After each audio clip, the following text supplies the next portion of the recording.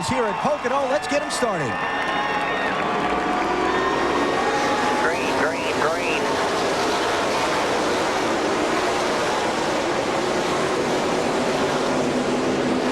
Here they go. 3, 4 wide, just like you said, Wall. Yep. Now so you're going to get through. You want to be down on the bottom, I think, going through one on the first lap. You certainly don't want to make it 3 wide, but everybody looks like they're behave themselves so far anyway, but you still got to get through 2 and 3 on the first lap. Ricky Rudd gets the jump. He's the early leader. Oh, trouble! Steve Park is off into the infield. Another car involved. Over on his lid, it's Parkindale Jr. Terrible crash.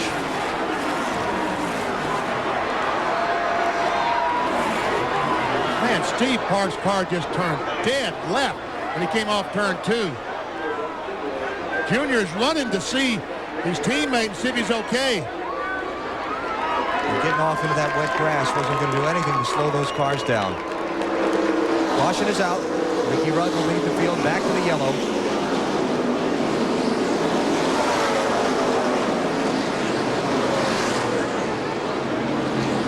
You can see Park moving inside the car, looking through the back glass. He's trying to get himself unwrapped around the roll bars to get out. Yeah, he's definitely moving in there. That's a great sign. The car hit that inside guardrail, which is a guardrail instead of a wall. Yeah, Rusty Wallace got a piece of it.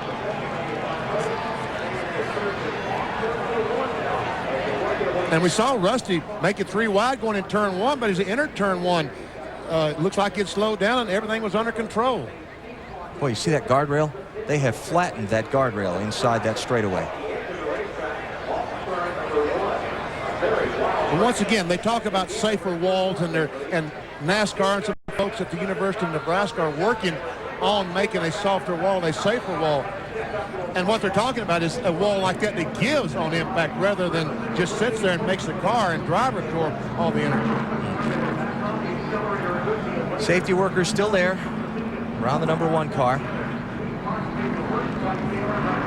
Of course, Steve has suffered 2 serious injuries back in March of '98 when he had that terrible crash at Atlanta that broke his leg and left him out for months, and then the crash at Darlington last Labor Day weekend in the Busch Series car. That strange crash when the steering wheel, it's suspected, came off in Steve's hands. Dale Earnhardt Jr. still there. And it's real easy, especially on the first lap coming out of 1. You know, you got cars 2 and 3 abreast, and if you slide up the racetrack, we talked about earlier, There's Steve coming out of there. There he is. There we go. Good sign. That's what we wanted to see. Anyways, what happens is you slide up the racetrack and you can hit somebody in their left rear as you slide up the racetrack with your right front. And that's almost what it looked like. That one car just turned dead sideways. Well, what a great shot that is. Teammates walking away from a crash like that, arm in arm. Wally, you said just seconds before that they got through turn 1, but they had to get through turns 2 and 3. Didn't think they'd have problems on the straightaway, though. Well, but like I said, you come out of turn 1, yeah, and if you slide up the racetrack, especially as green as it is, you never know what's going to happen. All right, now that we know the drivers are okay, let's see if we can figure out what happened to cause this mess. We see the Jimmie Johnson car, and there's Rusty Wallace. You see Park trying to squeeze up the outside. I see he was trying to go on the outside of Rusty. Rusty moves up, they make contact, and Junior gets under the 1 car and just kind of bulldozed him into the wall and over. Yeah, that's what actually turned him even more sideways. But I'll tell you what, that guardrail did the job. Oh, it did a great job. Took a lot of, that absorbed a lot of impact right there. What's a yellow car? Back there, just turn left. And when you hit wet grass, it feels like you pick up 200 mile an hour. But you can see how that barrier gave way when Absolutely. that car got into it. That barrier absorbed a lot of energy, and I'll tell you what, that nice to see happen, because if that were a concrete wall, he would have taken a much harder hit. One more shot. Rusty's right in the middle of the racetrack. Steve Park's going on the outside, but Rusty decides to come up to the outside line, not realizing that Steve was there. They made contact, and the ride is on. Look at that barrier give. Thank goodness.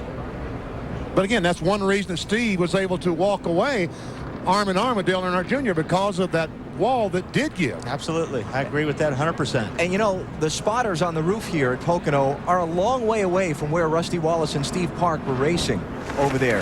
And it could be hard for that spotter to call Rusty clear. You know, maybe he did call Rusty clear. It's hard to, you know, but it's a difficult angle and a long way away from here at the start-finish line. Yeah, that's an extremely tough call. You're right, Alan. This place, you have to look a mile away to see what's going on. So a lot of the driver has to really has to pay attention out there. Under caution early, a savage crash involving Steve Park. Thankfully, both drivers, he and Dale Earnhardt Jr., are okay. Between Steve Park and Dale Earnhardt Jr., Rusty Wallace also involved. Let's take a look here at what happened. And it appears that you watch right here, Steve Park is trying to squeeze up the outside of Rusty. And Rusty just really moves up the racetrack thinking he's clear on Steve Park. And he drives right up into Steve Park, which turns him in the wall. Steve tries to turn left to avoid it and gets hooked by Dale Jr., which turns him even more sideways. And they both get hooked up and they hit this guardrail. And I mean, it's an amazing crash, but I'll tell you what, all the safety equipment did their job today. And again, thank goodness for that soft wall on the inside, that steel barrier that gave so much when the one car got into it. And again, that's why the NASCAR and those folks are working on these walls. That's why the folks at the Indianapolis Motor Speedway installed those barriers that give like that on impact. And that's a scary crash to be watching from Earnhardt. It happens so fast when you're in a crash like that, and Earnhardt's sitting there looking at it, and that's why he ran over to the car to see how his teammate and Buddy was doing. And knows he's basically pushing Park into that wall. Right. And here you see Steve climbing out. And everybody's happy because of that. What a great shot. Yeah. Cleaning up the accident scene over between turns 1 and 2. Got a lot of work to do to repair that guardrail.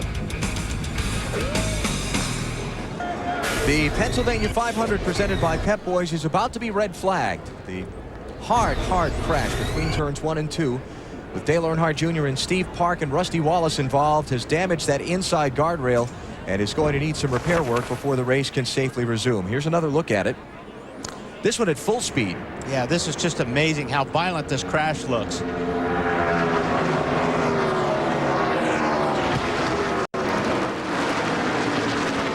There again, there's a credit to the cars on how much protection there is around these cars right now. Steve Park was kind of tucked inside that safety cocoon, BP. Alan, I'm at the Team Roush Team Caliper 360 car, and let's look at what the driver sits in. Here the driver is in the seat. Then the seat, they've got these new seats that really hold the driver secure inside. And look at the roll cage that surrounds them. The bar here, so in case the car flips over on the roof or someone drives into it, they won't come down on the driver. The roll cage on the left side, 4 bars protecting the driver.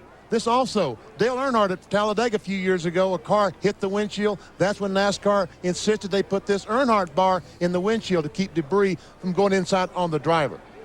And and you see the window net? It comes down. That's the way that they can get to the driver more easily. The window net was an invention of Richard Petty. Back in about 1970, he flipped at Talladega, and he was just flipping through the air like Steve Park was doing. His arm flew out the window. The next race that he goes to, Richard Petty has the window net. NASCAR thought it was such a good idea. Now all the cars have a window net. Matt? Well, Benny, down here in the 2 garage, I've caught up with Rusty Wallace, who's surveying the damage to the Blue Deuce. First off, Rusty, any idea what happened? Not really. On the start of the race of 48, just didn't get a good start. I passed him going into 1. Everything was fine. Went through 1, went through 2, and I come down the back straightaway, and all of a sudden, I just get nailed in the right rear quarter panel, and I don't know what happened, to tell you the truth. And into the wall, and that was it. And this is a tough place for spotters going down into 1. They can't quite get a good feel, and also off down by the tunnel turn, too. Yeah, you can't really rely on a spotter. I mean, spotters are, you're supposed to drive the race car yourself. I can't put a responsibility onto a spotter. Evidently, they're telling me Steve Park had a run on me. And as I was coming down the back straightaway and fading up towards the wall, he had a good run on me, got his nose in on the right side, and just wedged himself in there, and that was it. But not much you can do about it. Well, they certainly are disappointed. They're certainly trying to fix this race car to get back out for points, Alan. We are under the red flag here at Pocono. You see the field has been parked on pit road. Ricky Rudd, the leader. The the first car on line there, but the race will be stopped so that repairs can be effected to that inside guardrail between turns 1 and 2 where Steve Park and Dale Earnhardt Jr. crashed. Fortunately, the guardrail gave. No question that helped the severity of the crash, but now it's going to need to be repaired before racing can safely be resumed once again. Bill? Alan, Benny talked about all the safety innovations currently in these NASCAR Winston Cup machines, but safety innovation continues day in and day out. Earlier this year, NASCAR conducted a series of tests at the new speedway in Kansas City, Kansas. What they're looking at is a larger greenhouse. That's this portion of the car, the glass and the roof. They're looking at making it bigger. Now, a lot of people believe that's to try and help the aerodynamic push problem currently involved in the Winston Cup Series. But this morning, Series Director John Darby told me those tests are being conducted so they can have a bigger greenhouse area, so they can put bigger, safer seats and bigger, safer roll cages in these cars to protect the drivers. Obviously, that will affect the aerodynamics of a race car and may have some influence on the aerodynamic push problem we hear about week in and week out, especially here at Pocono, next week at Indianapolis. But the bigger greenhouse truly is a design to try and make these drivers more safe as racing continues. Just another NASCAR innovation working with race teams in the Winston Cup garage. Yeah, I think you're right, Bill, and I think also one of the reasons BP, maybe they're making that greenhouse bigger, is that it gives more crush to a race car, and that when there's more around you and it has more crush, it absorbs more energy, and I think that's maybe what they're looking at as well. And I think a lot of guys need that larger greenhouse. I'm talking about Michael Waltrip, who's what, 6'5" or something. Sure, maybe it's not a big deal to Jerry Nadeau at 5'7", 5'8", but you take a guy 7-8 inches taller inside that car, his head almost into the roof, so he needs that roof to be 2 or 3 inches higher. I think it's a great thing to do if they can just do it. All right, Marty, what's Junior having to say? Relief, I guess. I would say he is relieved just from the infield care center. First of all, what did you see from your windshield, Junior? Well, we come off the corner and Jimmy Johnson got on the inside of Rusty, and Rusty moved up, and he was just maybe an inch or two of not being clear of Steve, and Rusty got turned in the wall, and Steve, just come down in the path of my car, and I got into the side of him and slid through the grass. I knew that I kind of had him pinned, and I knew when we hit this guardrail it was going to be big, so I'm just glad Steve's all right. And anybody else, I guess, that was involved, I didn't really see anything else going on, but bad wreck for Steve, bad day for the Pennzoil team. We'll probably be able to get the Bud car back out, but those guys in that yellow car really need a good run today. Hey, Marty. You're disappointed for all of DEI, but you're okay, and in what Steve condition right now? Oh, Steve's fine. He just couldn't really get out of the car. They got all these big old headrests these days, and there are some drawbacks. So, we're going to look at maybe shorting his headrest up so when if you're ever in that situation again, you want to be able to get out. You have to take his helmet off to get out, and that's the last thing you want to do when you're in a wreck. So, just glad he's okay, Torp race car, but that's no big deal. They make them every day. Hey, Marty. Benny, you wanted to ask him something? Go ahead. Ask Junior if he saw the wreck or did he have his eyes closed? Did you see the wreck or did you have your eyes closed? Benny wants to know that. I'm sure he's had his eyes closed a few times, too. Yeah, I was trying to do my damnedest to get off of the side of Steve's car because I knew once we hit the wall, my car was going to probably push him over the guardrail and into the infield. So just a bad deal, wasn't really nothing I could do. I was kind of in a bad situation in that wet grass. All right, glad to see you're okay. And, of course, the bigger report, Steve Park is just fine. He'll be out, hopefully, in a moment. Yes, What is left of Steve Park's Chevy. But the good part is, even though that front end and the back end are so severely crushed, that driver's cocoon that you were showing us a minute ago, Benny, on the Team California. All right, last week we saw Ward Burton go to victory in Loudon, New Hampshire. The guy that made that decision, Tommy Baldwin. Tommy, congratulations. Thanks, Benny. I wish you were out here so we could jump you and steal this from you, but thanks for the award. Guys did a great job last week to get us in victory lane, and we're proud to get this trophy from you. Hey, a little bit excited last week, wasn't you? Just a little bit. A lot of hard work goes into these things, and see all them guys with the big smiles on their face with all the hard work definitely pays off, and get to go a little crazy every now and then. Hey, Tommy, some guys asked me down there if there's any money goes with this award, and I said some things are priceless. Yeah, well, yeah, I guess so. and speechless, too, right? Yeah, we'll deal with that on the golf course maybe one day, but thanks, Benny. I appreciate it, man. Hey, congratulations, Tommy. Great run last week. Thank you very much. Tommy Baldwin, winner of the Golden Benny from New Hampshire, who will win the Treasured and Prized Award next week. Find out on Discover Card Countdown to Green from Indianapolis. You know, maybe the Oregon Beavers can get that one day. I know. I've been told on my headset, it's not the Beavers, huh? It's the Ducks. Oh, well, isn't one of those Oregon teams the Beavers? No? Okay, let's don't go there. It's the Oregon Ducks. Oregon Ducks. Okay. To all the folks out in the Northwest, I apologize. What have we learned? Benny will not be the color commentator for the Pac-12, Pac-10 football games. Yeah. All right. All right, let's go to Marty. Thank you, Alan. And for those of you who missed the Countdown to Green show, I am sorry. First of all, you started the race a lap down, but you missed Rusty Wallace playing golf. So here's a second helping and a different twist on Ford No Boundaries. Wedge works just nicely when that happens. I've seen your foot wedge. It can go a long way, can't it, Wally? No boundaries on that, and when Wally golfs, there's no rules either. No, there isn't. All right, we're about set to get this thing back going again. Let's put you back inside the driver's seat here, Mr. Dallenbach. You've had to sit down for the better part of an hour now. You're all juiced up and ready to go for the start of the race. Well, and then you had to kind of take a nap. Yeah, most of the time when we restart these races like that, everybody's a little bit more careful, and it's probably a little bit better start because everybody realizes just what happened. So we'll probably see a little bit more give and take on the restarts after you have a situation like this. It's amazing. In Daytona Beach each year, they run qualifying races on Thursday. If you have a huge crash in the first one, the second one is almost always caution-free.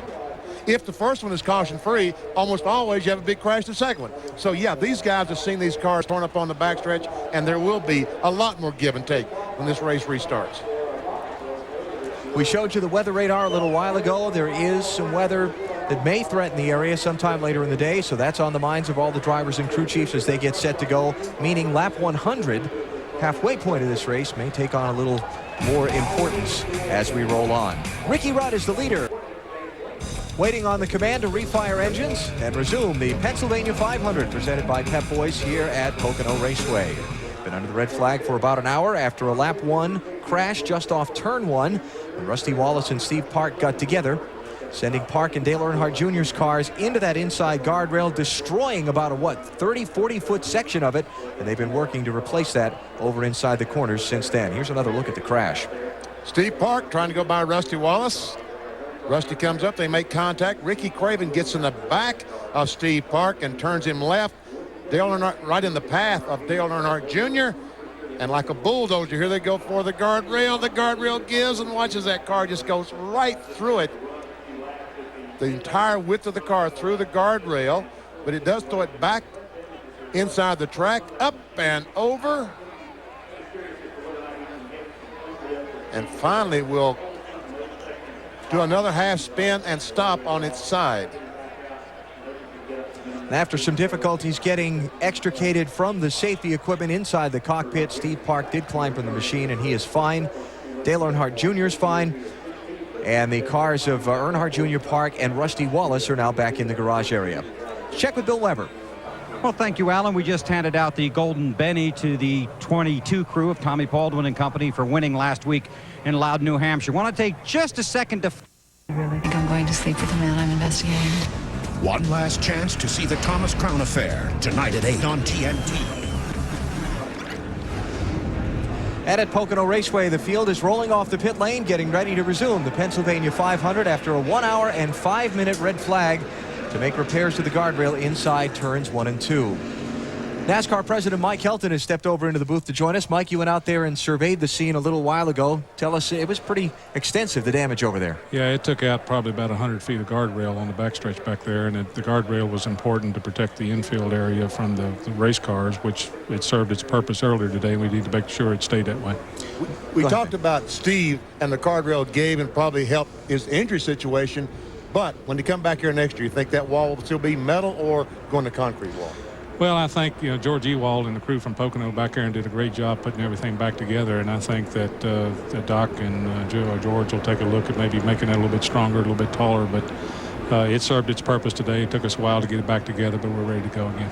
This is one of the situations, though, while you talk about guardrails and the study of safe walls, soft walls as they're called, needs to be extensively done. You've been pretty adamant about being hesitant about this. Yeah, and if you'll recall, in the history of the sport, we started off racing with no guardrails at all, and then had the Armco barriers that was typical of what was back there. And we've evolved into the concrete exterior walls, and now we're working on the next evolution of that. But there is a downfall to this Armco barrier, like we saw today. It takes a lot of time to put things back together, but we're pleased that nobody was hurt. Steve's in a good spirits, Dale Jr.'s in good spirits, and we're ready to go back to it. How close are the energy-absorbing walls to coming to these racetracks? Well, it's closer than it's ever been. Next week at the Brickyard 400, we'll have them in place there. Indianapolis was the test model to begin the development of the walls, so therefore it makes a whole lot of sense for it to be the first facility where we actually put them into practice. And as we speak, there's development going on to where we can conquer tight radius issues as well as issues on steep banks like a Bristol or Talladega and Daytona. But Dean Sickens and the folks at the University of Nebraska have done a great job, and we expect to see more of them as we go. All right, Mike. Thanks for the update. Let's get back next door, and we'll get back to racing. You see, and I can have my spot back. Yeah, Wally's sitting over here in the corner pouting because you cut him out of the herd. But number of cars have visited pit road here on the under the caution flag to try and top off the fuel tank. Because now you don't know. I mean, fuel might be an issue. Well, it always is here, it seems like. But even more so now because of that storm of brewing. Yeah. A brewing. I like that. All right, let's reset it for you. Ricky Rudd is the leader. Bill Elliott is second. Jeremy Mayfield is third. Michael Waltrip fourth. And Ryan Newman is fifth. Then you've got Johnny Benson, Tony Stewart, John Andretti, Jerry Nadeau, and Jimmy Johnson, who round out the top 10. We only ran one lap, not even a full lap, before the caution flag came out. So basically we're starting from scratch, save for the laps that have been run under the caution. And Ricky Craven was talking about bringing that Tide Ride to pit road. So far that has not happened. Still in the 11th position. First car that pitted was the Elliott Sadler car, who was running 24th at the time. And people behind him all bailed out, came down pit road, and topped off the fuel. Getting the 1 to go signal at the start-finish line. That's great news. Again, just joining us, Steve Park, Dale Earnhardt Jr., both okay after the accident. Let's make our singular call to the pits now. Bill? Well, thank you, Alan. One car that did not stop here would, of course, be the 28 car of Ricky Rudd, the race leader.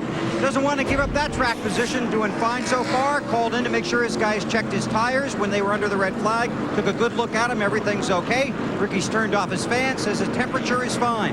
Big break for this team being out front. Single file restart. Not much traffic heading into turn 1. You can't say that as you go a little deeper in the field. Mike McSwain and company brought the same car that almost won here in June. Dave?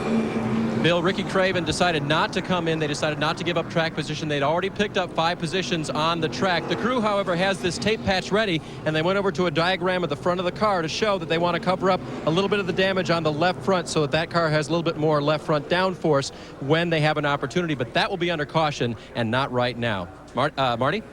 Dave, this is a critical race for Sterling Marlin, and they're trying something new inside the 40 car. They are shifting twice here at Pocono. What that does is it keeps the RPMs down. The first time they tried it was yesterday in happy hour. Sterling has a new transmission in his car, and it's an important race because he is the points leader. 136 was his points lead here in June. It is now down to 55. They have trimmed it that much. Matt? Marty, before his win at New Hampshire, Ward Burton told me he'd been bitten by the bad luck bug 9 times this year, and then he went out and won his second race this season. He comes into Pocono, he spun during qualifying, and now the concern is the team's transmission. Ward said under the yellow that his car had trouble going. When he went to go into third gear, the transmission was very tight. He said that it is a concern. Remember, back in June, he lost third gear, so the team is a little concerned, Alan. So some of the stories on competitors in the Pennsylvania 500 as we get set to go back racing. The green flag will come out at the completion of the 8th circuit of this race. Ricky Rudd, Bill Elliott, Jeremy Mayfield, Michael Waltrip, and Ryan Newman going to lead him down for the restart. Much to the delight of this crowd. Those two.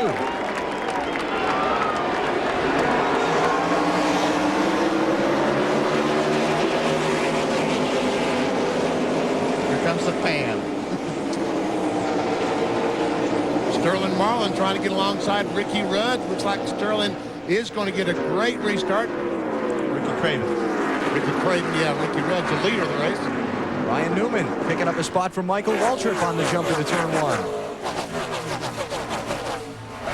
In 4th place.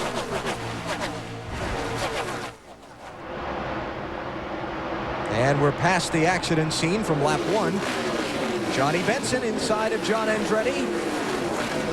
Not quite. But he backed off. You see, he backed off. He might have had position, or later in the race he might go on under those conditions. But right now, decided, hey, let me back off. And Craven maintains that position on Sterling Marlin.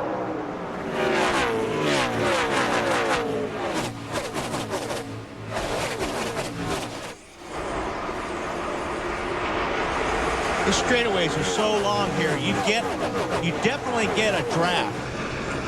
On the straightaway as well as a long pond straightaway, you really do pick up a draft from these cars. Coming off of turn 1 here, as you're getting into 2, you pick up a big draft right where Bill Elliott is, like right now with Ricky Rudd. If you're going to make the pass going into turn 2, you need to be about where Sterling is. You've got to be at least side by side or have the nose on the door.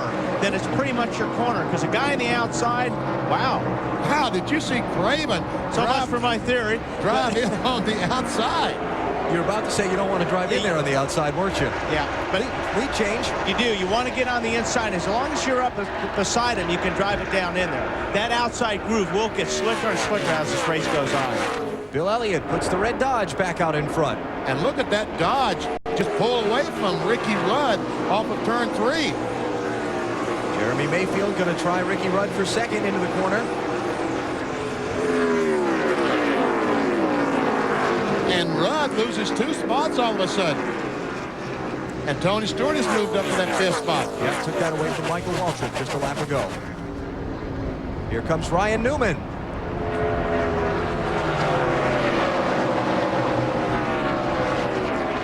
Usually the outside guy is going to give. Unless you're the points leader, if you're on the inside, you may give. That Sterling did. So Newman to 3rd, Rudd to 4th. And Tony Stewart's going to try him there. There's another spot. You need to at least show your nose to the door in order for the guy to know you're there, to be able to get up on the inside of a guy in turn 3. But once you're on the inside, it's real difficult staying side by side down this long straightaway. Tony Stewart right up on the back bumper of Rudd. Cannot make a move. Meanwhile, they're side by side. Joe Nemechek on the inside of Johnny Benson. This is 13th place, BP. And look how that outside line is being used more and more by these drivers, Wally. Yeah, it looks really good. There's a lot of racing room up there in turn 1. And this is a really fun place to pass. Here we got 3 abreast. Somebody's definitely going to have to give big here. Yeah, this is big. Back off somebody. Benson, Blaney in the yellow car. And that really slows the pack down when that happens, because everybody's got to get off the gas for it to get sorted out. Jimmy Johnson, the 48 car, caught on the outside. Oh, the 3 wide behind him. Yo. Jimmy Johnson trying to boldly go where you can't go. Supposed to. There was a cliche there, but I caught myself. There's Jeff Gordon trying to pick his way up through. He's back in 22nd place. Trying to get 21st away from his teammate, Jimmy Johnson. Rudd's been slipping back a little bit, Bill. What's up? Well, Alan, he's running his pace, but the other guys are beating him off the turns. And what Ricky believes is that some of these guys, like Marty Snyder talked about earlier today, are shifting twice, and that's where Ricky's getting killed off the turns. He simply can't run with the guys that are shifting twice. So they have more RPMs, faster speeds, drops to 28, deeper in the field. What happens when you shift twice? That means you have more gear ratio as you come off these corners and more oomph, more horsepower. Tony Stewart trying to close in on Ryan Newman in the 12 for 3rd place. Yeah, Benny, it used to be a lot of guys would just shift one time. They downshift going into turn 1, and they would keep it in 3rd gear all the way around until they got to about the start-finish line. Now they're downshifting in 1, upshifting right about where these guys are here in between 1 and 2, then downshifting again, getting into turn 3.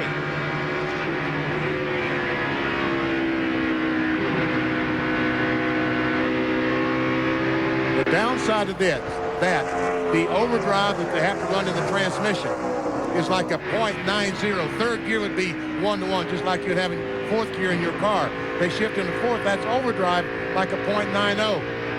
Newman stuck the nose under the back bumper. That's right. Here goes Newman into the second spot. Tony Stewart trying to follow.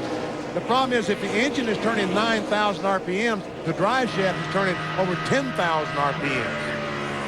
So let's listen to Ryan Newman here. See if he shifts down the back stretch. Here he comes out of turn one. Up.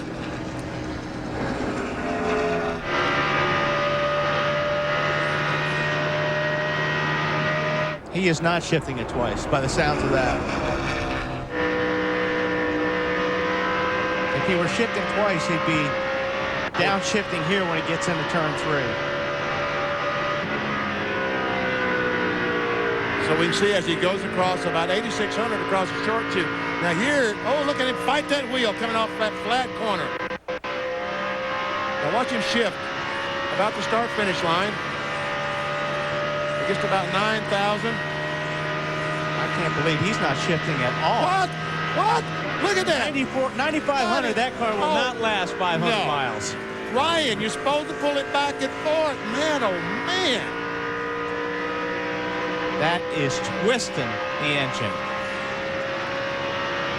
Let's see what we get here in turn two. That's 9,200. Yeah. Tell you what, Larry Wallace and those guys, I hope they aren't watching this. They'll be nervous. The engine builder. See, one thing about twisting the engine like this, you don't have to use as much brake because you're using the engine's RPMs to slow you down. So you're not having to use the brake pedal as much. But boy, that is hard on an engine. He's fighting that car off that flat corner, too. Newman running second. Tony Stewart is third. Jeremy Mayfield is fourth and Ricky Rudd is fifth, but they're all running behind Bill Elliott. Started on the pole, gave up the lead to Ricky Rudd, but now he's back out in front of the Pennsylvania 500. Bill Elliott still leads the Pennsylvania 500, presented by Pep Boys from the Pocono Raceway in Long Pond, Pennsylvania. This is the first race in the Pep Boys. When your car wins, you win sweepstakes, starting today and concluding with the Chevrolet Monte Carlo 400 in Richmond on September 7th. You can stop by any Pep Boys and pick up a sweepstakes game piece. Scratch off where it says car number and prize. And if your car wins any Winston Cup race between today and that Richmond race, you win the corresponding prize. All prize winners, in addition, who mail in their game piece will be eligible for the grand prize, a trip to 3 Winston Cup races in 2003.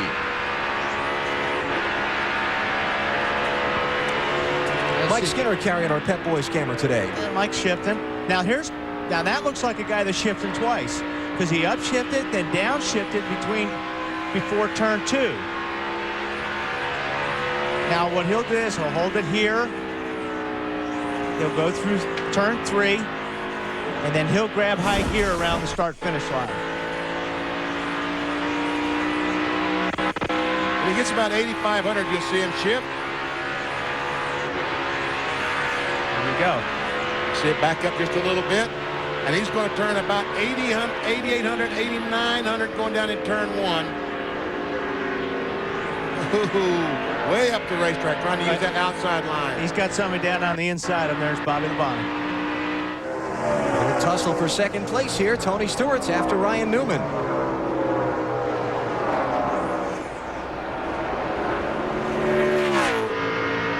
And there goes Tony. Well, I tell you, Tony Stewart in that 20 car is making a terrific exit off turn 3. What about the 12 car, Dave? Well, BP, you were looking at the in-car on Ryan to see whether or not he was shifting, right? Yes. Did he ever grab the shifter knob? I didn't see that. Well, I went up to Matt Borland, his crew chief, and I said, he's not shifting. How can that be? And Matt said, oh, yeah, he's shifting one time. But, see, I learned something about Matt this weekend, that he plays a lot of poker, and he took money from about 4 of his teammates this weekend. But then again, they said he had 5 aces. So we still don't have a straight answer on shifting. Well, we got the video, so I'll take our answer. What do you think, BP? He did shift that one time we were on board with him. If he shifted into high gear and he's pulling 9,500 RPMs going into turn 1, then they need to put that engine in bronze if it goes the distance. was Uh-oh. that? Somebody saying it's raining in 3? That's what I thought I heard him say. That was Ryan Newman's radio, but no caution flag. Johnny Benson might have some problems. What's going on there, Matt? Alan, Johnny Benson currently in the 19th position. James, have you lost all radio contact with Johnny?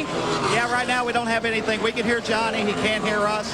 He doesn't know that we can hear him, and it makes it difficult. And, the hardest part for right now is, you know, the spotting issue. This is awful fast racetrack, him not having spotters. So we think we got a good car. He just have to be pretty cautious right now. Now, you and I were joking around that this happened last week with Jerry Nadeau. And what were you and Johnny talking about? Well, it was kind of funny last week. Jerry got really frustrated. About 150 to go. We lost some radios, thought we should have won the race. And in Jerry's frustration, he broke the mirror out of the car with his fist. So we kind of talked about him, was laughing Friday, and we've at least got a plan worked out if it ever happens again. We didn't always have to put it in effect today, but hopefully we can work through this. You work the hand signals out. The hand on the roof means? Hand on the roof is tight, hand on the door top is loose. And since they don't have any radio contact, they have fixed up an old-fashioned pit sign. Tape on a piece of aluminum means pit. If the car is good, they're hoping Johnny will give them the okay sign, Alan. You hear all the spotters and the crew chiefs talking to their drivers, and you see the caution flag. Rain here at Pocono brings out yellow flag number 2. And Joe Nemechek is on pit road.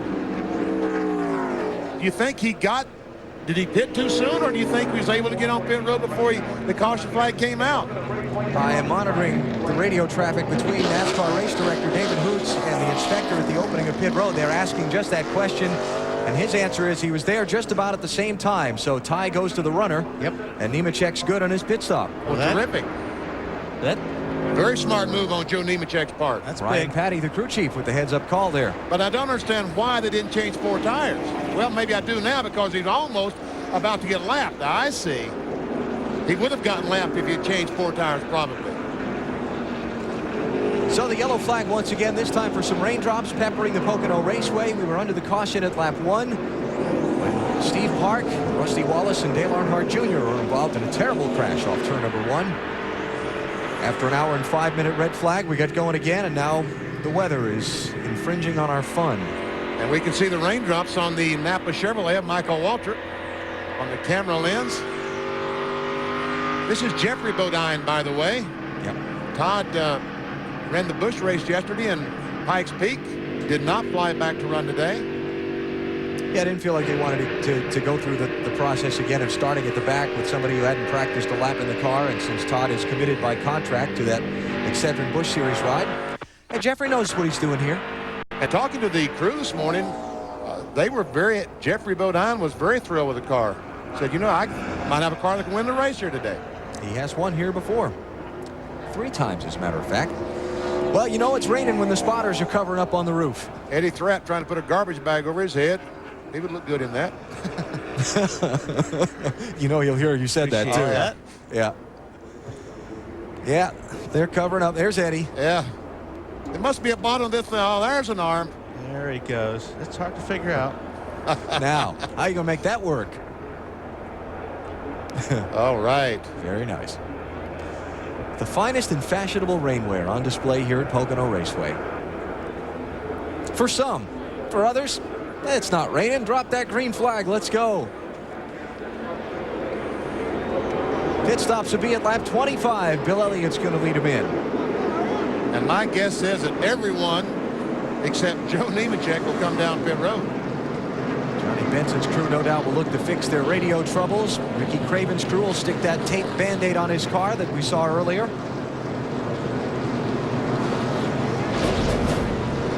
Dave? The 32 car of Ricky Craven is going to come in. The 20 car of Tony Stewart in. Ricky Craven for the damage to be fixed. As for Tony Stewart, he said he needed to roll through the center of the corner better, so they're going to make a chassis adjustment as well as an air pressure adjustment. Bill Elliott, Tony Stewart is moving 15.1. Elliott having trouble on that left side. Finally down, but long pit stop for Bill Elliott. He will go back to about 6th or 7th. Sterling Marlin and Dave Blaney are going to get out first. I'm going to follow up and see whether they got 4 tires. Now, Marty? It was 2 tires for the points leader. Allen just a little bit tight. They went up one round on the track bar. He started 13th, moved up to 7th. Very happy with the car, and they made no changes other than that track bar adjustment. Gets him the lead, gets him 5 bonus points toward the championship. Except Nemechek is out there in front of him. This is true. Bratz foiled again. Under caution for the 2nd time in the Pennsylvania 500. And here at Pocono for the 2nd time already in this Pennsylvania 500. Next weekend, a busy weekend from Indianapolis on TNT and NBC, starting with Saturday's Bud Pole qualifying at 11 Eastern Time, then the Busch Series race from Indianapolis Raceway Park, presented by Midas next Saturday night, and the 9th running of the Brickyard 400 next Sunday on NBC, starting at 2 Eastern Time. Already a huge race in NASCAR Winston Cup racing just in 9 years.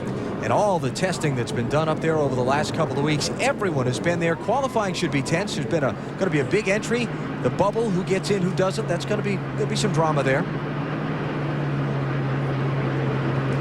Just before the caution came out, we were monitoring Ricky Rudd's traffic back and forth between Michael McSwain and himself. There. Pretty good. I'm a little loose coming onto the front straightaway. That's probably the only place I'm loose at. Like I say, they look like they got 100 horsepower more than I do off the corner. That advantage is going away a little bit. It was with the 19 car. They got a different gearbox. Yeah, so he's right. Well, first of all, if you're loose getting off a 3 or you're pushing off a 3 and the guy you're following isn't, he's going to look like he's got 100 more horsepower. Because if you can't go all the way down with the accelerator to the floor, you know you're not going to use all the horsepower you have. I'd like to see, I'm glad to see that somebody else uses hand motions when they're talking on the radio in their car. Everyone's like, yeah, I'm doing this and I'm doing that. Ricky was doing that. I've done that before, and then I go, why am I doing that? He can't see my hands. Check out that white car at the head of the field, who did not pit under the caution. That is Morgan Shepherd, leading a Winston Cup race for the first time since June 1st of 1997. Wow. Isn't that great? Berlin City. And all the cheers that you hear is not for the rain. It's for Dale Earnhardt Jr. driving the Bud car back on pit road, getting ready to go back in the action once the red flag is lifted. It's going to be some 27 laps down to the race leaders when he comes back, but you heard Junior talk about it earlier, trying to crack that top 10 in the championship standings. He is 16th now. And really, as bad as that wreck was, they're getting back out without losing a ton of ground.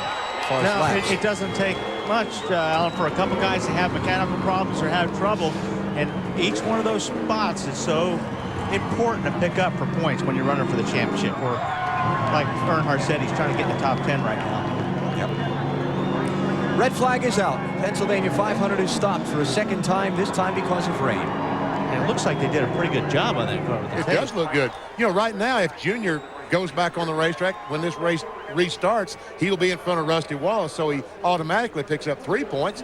And then if he can finish the race and 4 or 5 more cars will have trouble fall out, that's another 15 points he could pick up. So looks like they replaced the whole front end on that car. You see all that stuff down on the bottom here. That's all brand new, because that stuff was torn off in the wreck earlier. And a little tape on the right rear quarter panel is all that was required. Big Band-Aids. That's the before shot, or yeah, the that after is shot. the before shot. This is after the before the shot. Yeah. And look at this is the radiator that's laying down flat. Just knocked it completely out of the car. Huh. Tony Eury Sr. just relaxed. Dale Jr.'s back out, came out from the garage just as the red flag came out. Dave? And they will get penalized to the end of the longest line, but they were there anyway for coming in before they made a lap around here. They've replaced a lot of tape on that new nose. There's the letters on the left front of the valence there, DMP for Dirty Mo Posse, and he heads back out having checked the toe and filled it full of fuel. Yeah, they had some time on their hands, huh? In Junior's interview, he talked about his car, and doesn't seem like any of the steering mechanism, the chassis is bent on the car. All it was sheet metal. Well, sheet metal, the radiator, the water pump, the alternator, the power steering pump, everything in front of the engine But basically, the chassis is okay, so he might run okay. Listen to the fans roar as the cars come by the grandstand for the first time.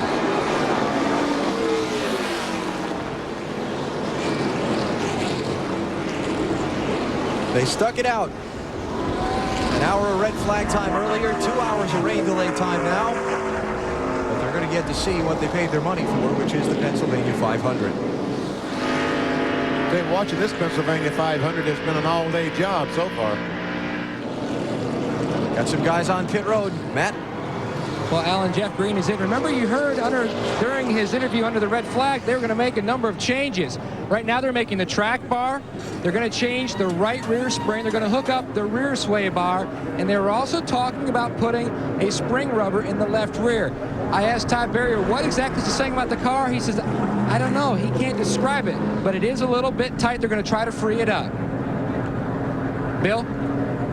Ricky Rudd started second in this race, currently 7th with his crew chief, Michael McSwain. What's the situation with that car? What do you think the weather is going to do to the way it's handling? Car's a little bit off. We'd like to be a little better than we are, but we're pretty good. Made a couple adjustments, a little loose one place, a little tight another. I think we'll be okay. I mean, the car's doing what it wants to do. We need like a little bit of consistent weather for a couple of laps in a row. That would be nice, wouldn't it? Yeah. You brought the same car back here that you won with, too, or almost won with. Yeah. The car we won with, we lost in Richmond last year. The car we should have won with last race, that's this car. We only had to replace a little bit of it, so I think we're going to be pretty good. Okay, we'll be watching with you, okay? All right, thanks. All right, that's McSwain. Here's Marty. Bill, points leader Sterling Marlin sits in third with 2 tires. Lee McCall looked like a great call with 2 tires. At the time, it did get you the track position, but now there's no rubber on the track. Are you worried about only having 2 tires out there? No, not at all. You know, we did a couple race runs yesterday, and our car didn't really react very good on 4 tires. And, you know, from what we learned up here in the spring race, 2 tires worked just fine on our car. And from what we learned at Loudon last week, and we promised Sterling we'd look up track position in the dictionary. What does it say? 2 tires. Okay, good. So, you know, it's all about clean air. We're going to hopefully get by this 25 car here and go up there and get 5 points and at least a couple laps. There's a lot of crew chiefs worried about if we can go the entire distance of the race before it gets dark. Are you worried about that as well? It's going to be close. You know, I'm sure NASCAR do what they can do to get the whole race in, but we'll see how it goes and play it by ear. You know, we're ready for 101 or lap 200 either way. We'd love to see it go all 200, Dave. And I'm standing by with Greg Zipadelli, crew chief for Tony Stewart, who runs in 5th. Greg, you guys came in for a pit stop, made an adjustment to help him rotate through the corner, but there's been a long delay. Do you know anything for sure about your car right now? No, I don't. That's kind of why this we elected to put 4 tires on the Home Depot Pontiac. I didn't want to put right sides and sit here and let them left sides cool off and then have it throw me, you know, maybe later in the race. I figured we'll give up a little bit of track position now, know that we got 4 stickers on, and then we can work on our car again just to see how the track changed, make sure it wasn't my tires, you know, and a combination of the track. So I think hopefully it'll pay off for us. We'll do our 2 tires if we need it later for track position. This is one of those places that you can get away with it. But Home Depot Pontiac was real good at the beginning. We made a lot of changes this morning. Probably the best we've been here yesterday afternoon, and then you know the way we started out this morning. So hopefully we can get a good day here. A lot of racing to go to see how those changes will pan out. Matt? Dave, Jeff Gordon's back in the 25th position. Now, Robbie, you took on 4 tires, a wedge adjustment, and air pressure to try to free up that race car, but he's been mired back in traffic. So how much does he really know how tight that race car is versus chassis versus aero? That's the hardest part. We've seen it a lot of times with DuPont Chevrolet. When we're back there in traffic, we really struggle. But as soon as you get to the front, get clean air on, it's a whole different race car. I showed him the other night at the go-kart track how to get these restarts. We'll see what happens. He certainly was very good on the restart, although he cheated. It's all going to come back to that go-kart race, isn't it? All right, here goes the leader, Morgan Shepherd. Going to peel off and go to pit road. And we are expecting 1 to go here when they come to the start-finish line. How about that? Hallelujah. Oh, I'm sorry, they're going to make it 2 to go. All right. 2 more laps will go back racing. All right, Rodney, I don't know what's so funny, but... Well, Alan said 1. He can't count. Oh, we just all know that. It's always my fault, somehow. We will get a restart when we come back to Pocono. 500 got underway 4 hours ago, and we've only run 27 laps. Make it 30 now with a couple more under the caution, but we're about to get it going again. Okay, this time the Rodney Wise, the flagman, will give them the signal. Next time by, I'm going to throw the green flag, and you guys can get 4 wide, 5 wide. I don't care what they do down in turn 1. That's what Rodney's saying. He's got a flag for everything. He's got a flag for it all. That's right. Let's see who comes in and top off the fuel on 1 to go. Robbie Gordon will duck in. Johnny Benson, Jeff Green, and Morgan Shepherd are the cars that darted to pit lane from the back of the pack. Let's mention that Brett Bodine took his car when they rolled off from the red flag on pit road onto the racetrack. He never even went out onto the racetrack. He hung a left and went right into the garage. Word is they are changing the rear gear on his Ford. See Robbie Gordon coming in for just a splash of fuel. Okay, that means that Robbie Gordon is going to try to make it on about 3 more stops. I'm going to let you do that. And all the rest of them have got to stop 4 times. That's what that was all about. If this thing should go green. Okay. Joe Nemechek is the leader. Remember, he came down pit road just as the caution was coming out for rain. Beat the pit road closed flag in, so that got him track position and 4 fresh tires. Then you've got Sterling Marlin and Dave Blaney, 2nd and 3rd. They took just 2 tires on their stop to get some track position. Tony Stewart is 4th. Jeremy Mayfield is 5th. Then we've got Ricky Rudd, Bill Elliott, Ryan Newman, Jimmy Spencer, and Mark Martin, who fill out the top 10. A little farther back, we've got Dale Jarrett, Jimmy Johnson, Ricky Craven, Jerry Nadeau, John Andretti. The way that weather radar looked earlier today, I would have never believed this. The sun is out. We're going to go racing again. A beautiful day in the Pocono Mountains. Now then, you know, when these guys all run in overdrive transmissions, you've got to give up something on the restart. You either got to start 1st gear, 2nd gear. Which one do they choose? Sterling Marlin right now, he desperately wants to get in front and get those 5 bonus points. He might choose 1st gear for this restart. 2 hours later, we're green once again at Pocono. That's right, Benny, and you have a little bit of advantage not starting in the front because you can lay back a little bit and try to anticipate it. Here they go. He's looking, but I don't think he's got enough steam. Sterling Marlin on Dave Blaney for 2nd. Blaney got a great run. He's trying to get by Sterling on the outside. Look at that 77 go. That's right. Marlin was in front of Blaney. How did Blaney get to his outside on the front stretch? Maybe he started in 1st gear and Sterling started in 2nd gear. Sterling moved left to block.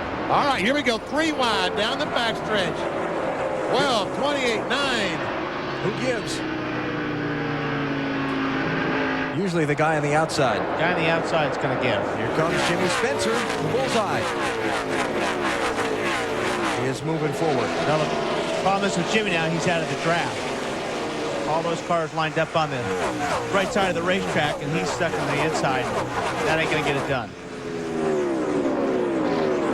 Now all the cars get back in line. First car trying to get on the inside, make it 2 wide is Jerry Nadeau at 44. That'll be the 14th place that he's trying to take from Ricky Craven. Here comes Tony Stewart. Got a run on Dave Blaney for 3rd. Remember, Tony Stewart in the 20 car, those guys changed 4 tires. The other cars in the top 4 all changed 2. Kind of a feeling out process is going on the track now. The rubber all washed off, the rain. Yeah, everybody is trying to get a handle on what they're doing, and I don't think the crew chiefs are not asking the drivers quite yet how their car is. They're waiting for another 10 or 15 laps. The track has definitely changed a little bit. Every time you get rain, it washes off a little rubber, changes the track surface. Approaching 200 miles an hour at the end of that front stretch. Here's Ryan Newman challenging Jeremy Mayfield for 5th place. Jeremy Mayfield moves up the hill as Ryan Newman cannot get on the inside to take that preferred line on the bottom. Newman kind of did a Dodge sandwich there in between the Evernham cars, Mayfield and Bill Elliott, in the 19 and 9 respectively. Can he turn it under him? Not quite.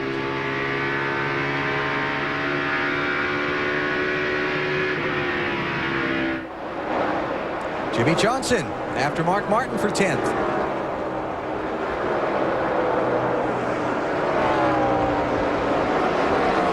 John Andretti next in the yellow hooded car, 43. Ricky Craven in the Tide ride. Jerry Nadeau now in that 44. And Bobby Hamilton in the 55 car. Hamilton has got a terrific run going today. As we see Ricky Rudd. Oh, hang on, boy. Ricky. Whoa, was that close. Glove saving a beauty. Man, oh, man. Bill Elliott, all they could be going, that was close. That was loose end. And Rudd's heart's going boom, boom, boom. Here comes Dale Jarrett on Jimmy Spencer. And the big brown truck. Well, I thought he was through. You're not supposed to do that on the outside, Jimmy. I tell you what, that outside groove down in turn 1 is just getting better and better. Yeah. Thing about it is, this is where the, right here, Jimmy's hanging really tough on the outside. Got a little bit loose getting off the 3 there. Here comes Ryan Newman on Jeremy Mayfield. That'll be 5th place. And Tony Stewart has closed up right on the back bumper of Sterling Marlin, and I know that Glover and Lee McCall and all those guys are saying, come on, Sterling, get those 5 bonus points before Tony Stewart gets by us. I'm not too sure he can do that.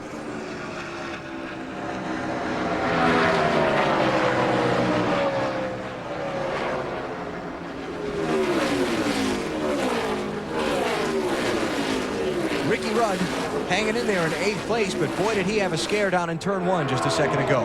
He definitely had his hands full. On board with him. Watch him go down the corner and listen.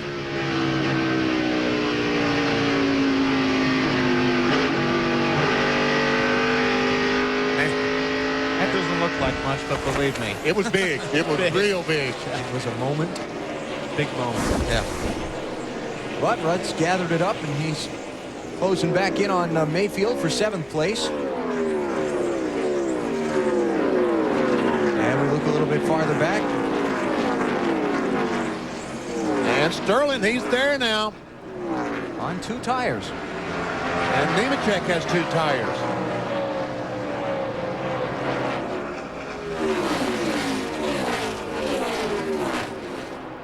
Tony Stewart, on the other hand, has 4. You would think.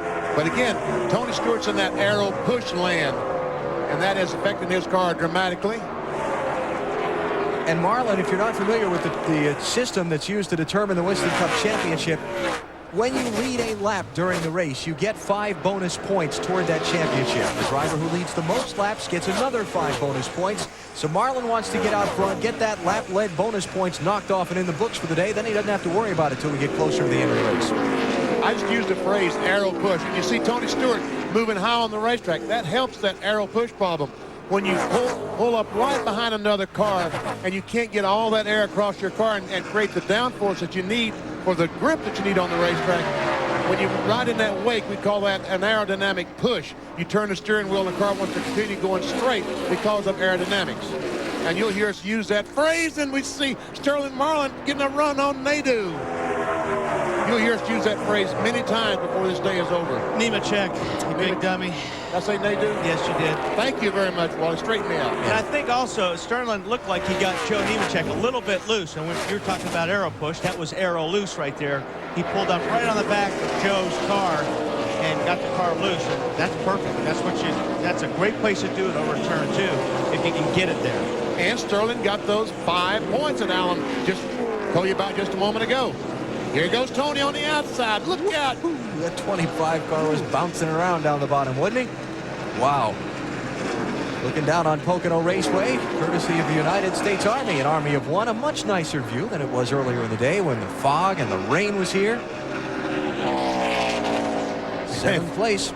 Jeremy Mayfield lose positions by the 2s. Ricky Rudd, Dale Jarrett, both going by.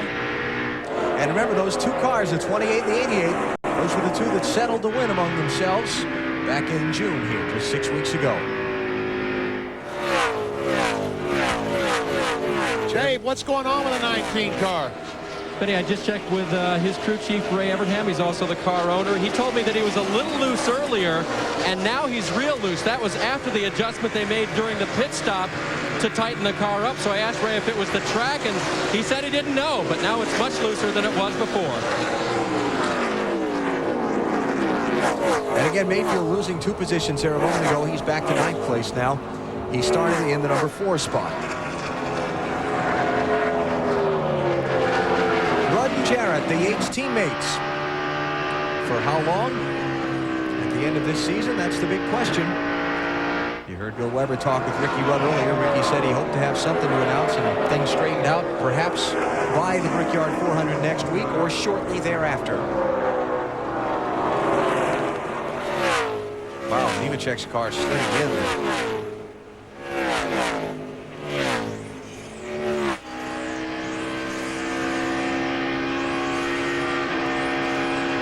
Get Ricky Rudd shift when he goes down the front straightaway, going into overdrive. Hey, Matt, we've seen Joe Nemechek lose a couple of spots. What's going on with his car? Well, Benny, he's got the 77 of Dave Blaney working him hard for that 3rd position. He came on the radio about a lap ago, and all he said to Brian Patty's crew chief, car is loose off 3, tight in the tunnel. And one of the difficult things about this racetrack, 3 different shaped corners. You can't fix one. You can't fix them all. You got to fix one. Yeah. Everything is a compromise at this racetrack, and that's why that a driver is so important at this racetrack. You see that 25 car bouncing all around there in turn 3, and Ryan Newman will prepare the assault for the 4th position. Sterling Marlin, the championship leader, out in front after 100 miles. Just past 100 miles complete as Pep Boys presents the Pennsylvania 500. TNT Sports live at Pocono Raceway in Long Pond, Pennsylvania. Sterling Marlin is the leader after delays for red flags totaling 3 hours and 7 minutes. Put a very halting start to the beginning of this one. And I tell you what, Sterling Marlin has a very good race car. He's about 3/10 faster than anyone else in the lead lap right now. Marlin leading. Mark Martin is back in 12th place. Sterling's lead coming into the day on Mark was 55 points. As they run now, it's double that just about. How about that math? Well, you worked on it for 5 minutes during the commercial. Marlin up by an even 2 seconds on Tony Stewart, with Ryan Newman 3rd, having just overtaken Dave Blaney for that spot. Dave is back to 4th, and Bill Elliott still runs in 5th position. You know, early in the race, we rode on board with Ryan Newman in the 12, and were wildly fascinated by the RPM he was turning his engine, according to our onboard telemetry. I'm certainly fascinated, so let's sneak a peek here and see if we're seeing the same deal. Oh, I saw a big number there for a second. Yeah. All right, we'll see.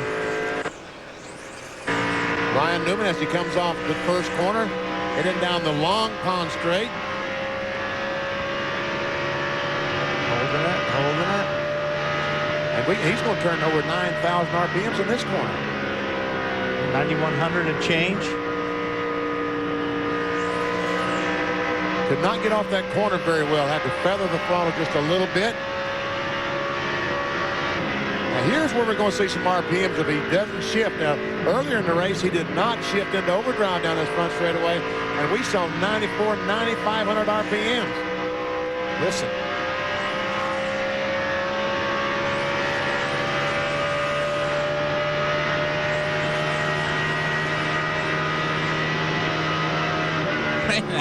Man, I'll tell you, that sounds good, though. I don't care what. I hope it lasts, because that sounds good.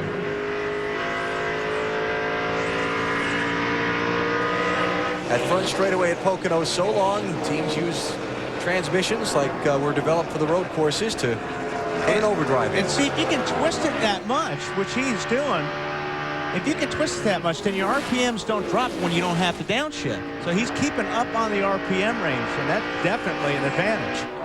Dave Blaney losing a couple of spots in that 77. I guess that they feel like that Ryan Newman has not had a lot of road racing in his career, so it would really mess his lap up, his timing up, to try to shift a couple of laps. So what the heck, just turn it a few more RPMs and don't worry about shifting, and he'll be much faster. And right now he's running in 3rd spot, so I'm not going to argue with that strategy. But he's got the big red Dodge closing in that rearview mirror. Bill Elliott has closed in on Newman the last couple of laps. Joe Nemechek, we watched his struggles out on the racetrack. Well, he's on pit road now, Matt.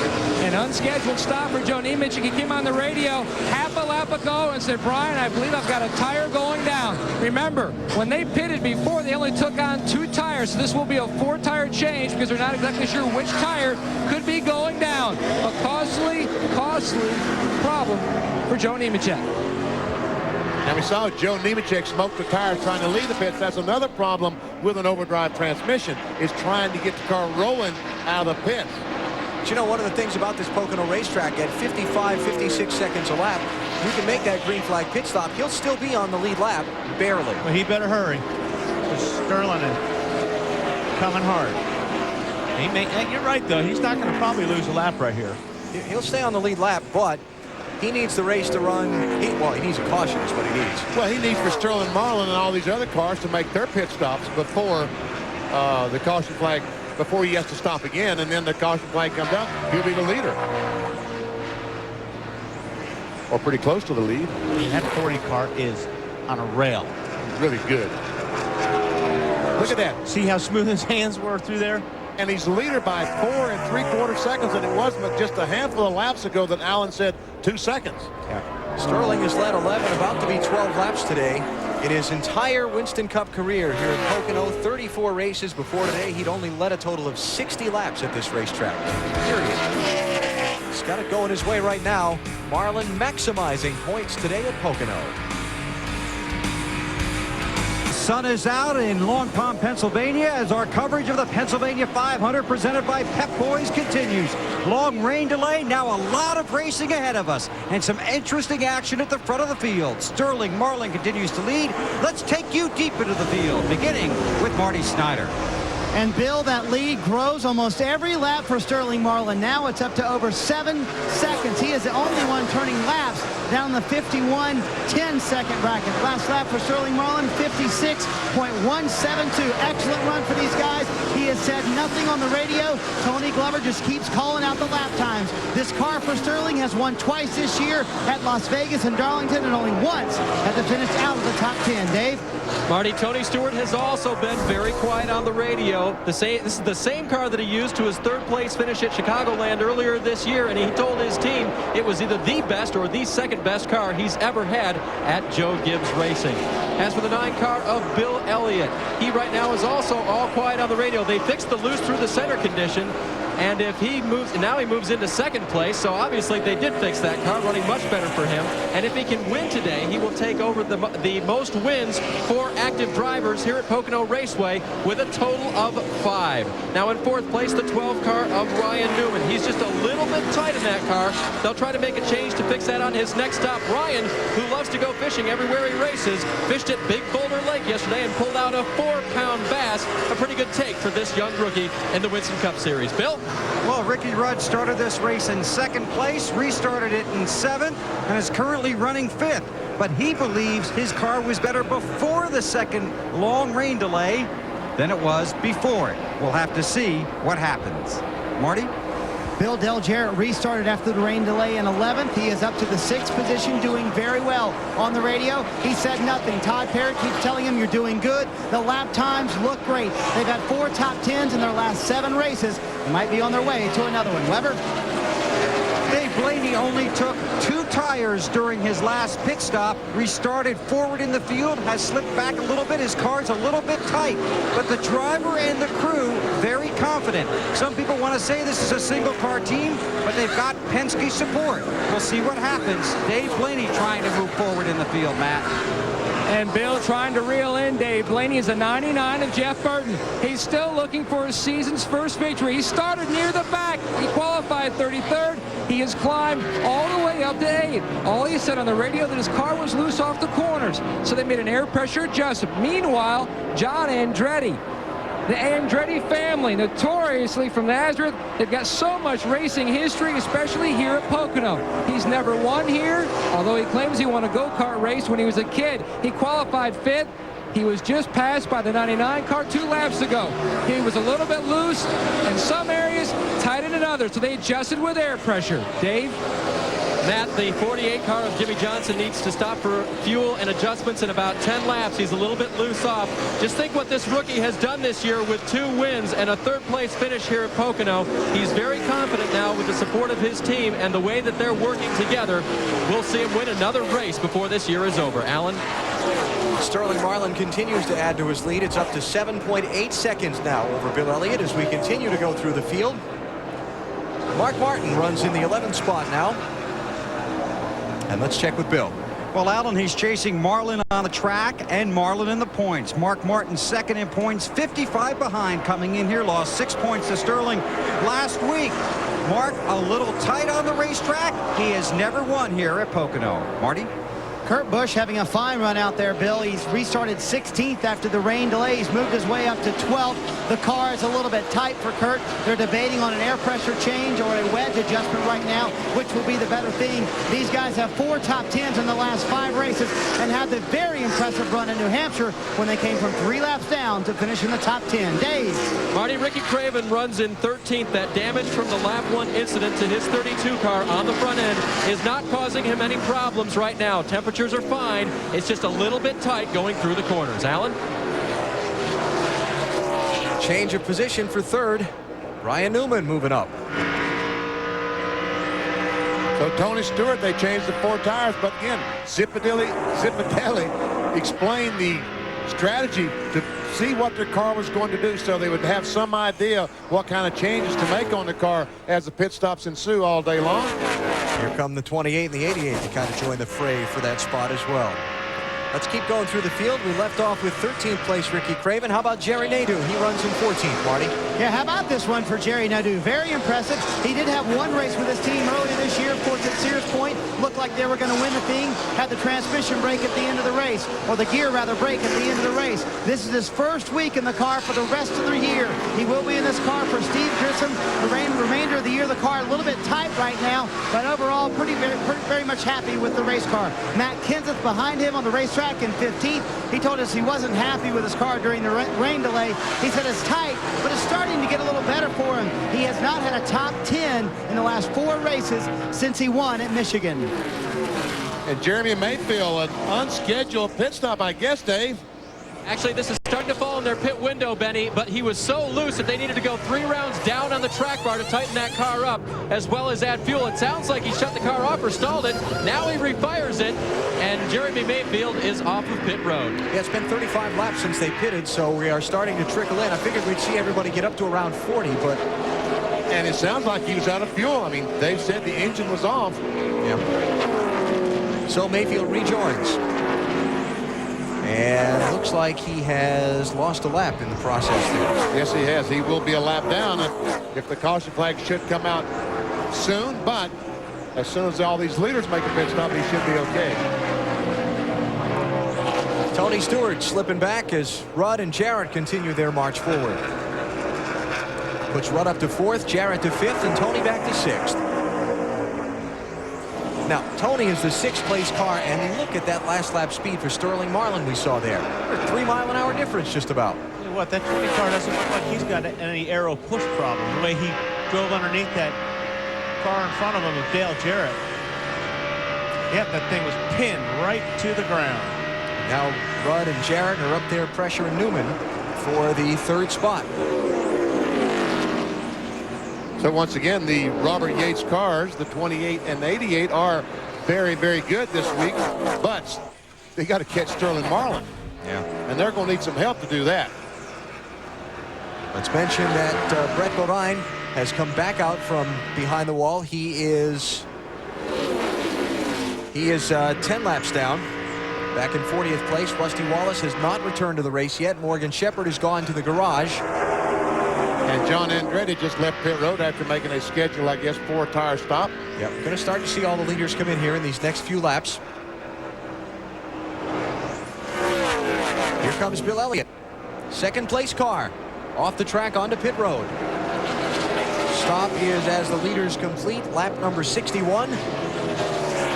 55 miles an hour, the pit road speed limit for Elliott today. And he works his way down this long pit road to Dave Burns. And Bill Elliott Elliott comes in now, the pole sitter, to get the adjustments on his car. Remember, he was reporting that they fixed the looseness in the center. It looks like if they make anything, that they're just going to make an air pressure adjustment. So for Bill right now, the case is just to get it full of fuel and get it back off of pit road. The 48 of Jimmy Johnson also on pit road. Remember, he was having a loose-off condition. And right now, and they're going to go ahead and change 4 tires on that car, make an air pressure adjustment, and also make a wedge adjustment in the left rear. And he is now off of pit road as well. I tell you, that Bill Elliott pit stop was terrific. I mean, that was in a 13-second bracket. They almost got in my pocket with that stop. Kyle Petty and Derek Cope are in. They had a little interesting exchange on the opening to pit road, but everybody got away okay. Now here comes Ryan Newman. He'll be followed down pit road by Mark Martin. That's Derek Cope's car that's leaving just in front of Newman. And Jerry Nadeau slid all 4 tires trying to get down to the 55-mile-per-hour speed limit. Go ahead, Dave.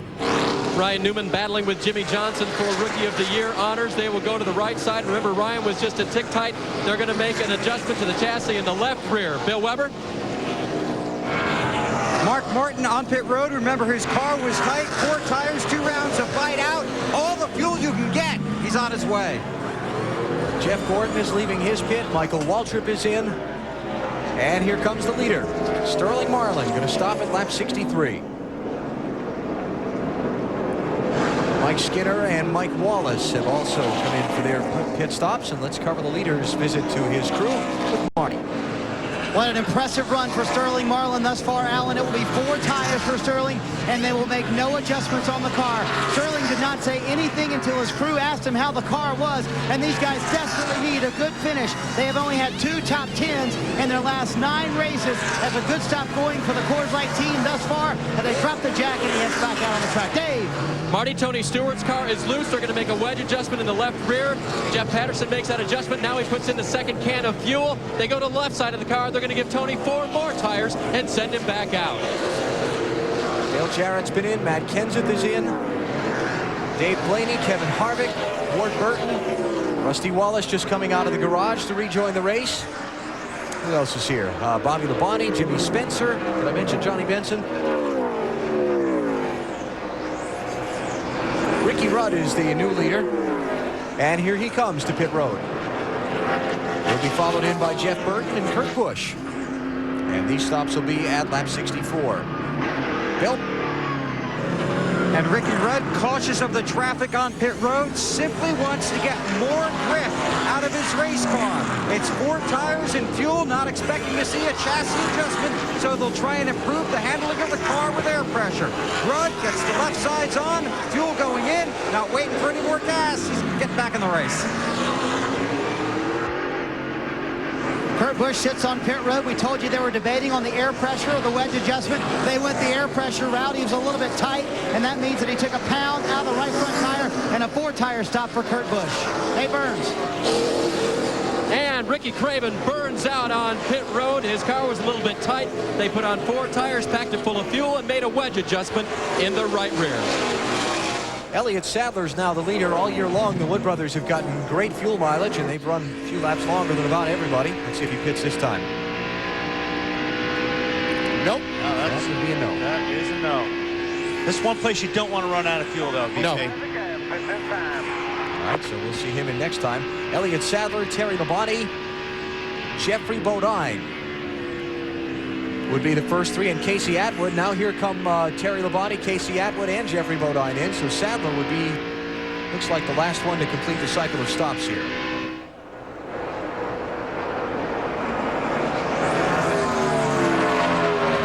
are looking at the race leader.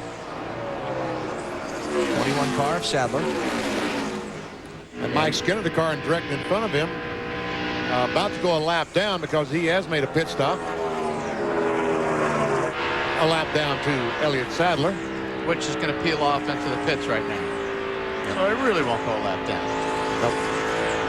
And you see Sadler fade from the rear view mirror. Brakes, brakes, brakes, brakes, brakes. Boy, you come off that corner running 140 miles an hour, and you got to stop down to 55. Matt?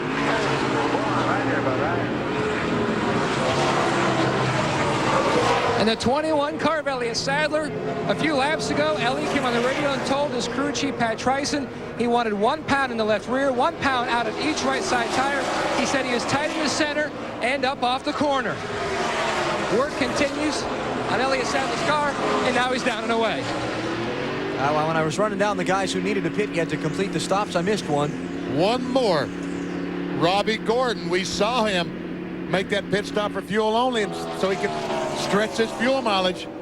Marty? Yeah, and Benny, that worked for them. They are a little bit tight for Ken Schrader. They didn't make a chassis adjustment and an air pressure adjustment. Bigger problem for Schrader. He's got a little radio problem from his spotter to him. Cannot hear him all the way around the racetrack. It comes in and out. That's the biggest problem for Schrader right now.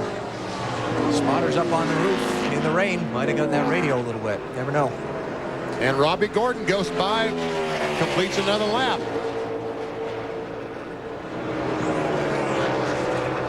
But that is a battle for the lead. Sterling Marlin has made his pit stop, has 4 tires, and is now about to take the lead away from Robbie Gordon. So when Robbie does stop, he will be a lap down. I would stop this time. If I just lost the lead, I'd give myself that full lap to make my pit stop and not get overtaken, right? And most of the time, you're right, Alan, that's what happens. Tony Stewart, Ryan Newman, this is 5th place. And Dale Jarrett just in front of them in 4th.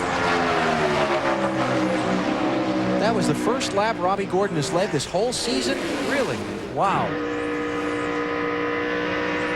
Oh, Stewart waddling up off the corner. But he's hanging in there. Locked in this tight fight for 4th place. Sterling Marlin has resumed the lead in the Pennsylvania 500 at Pocono.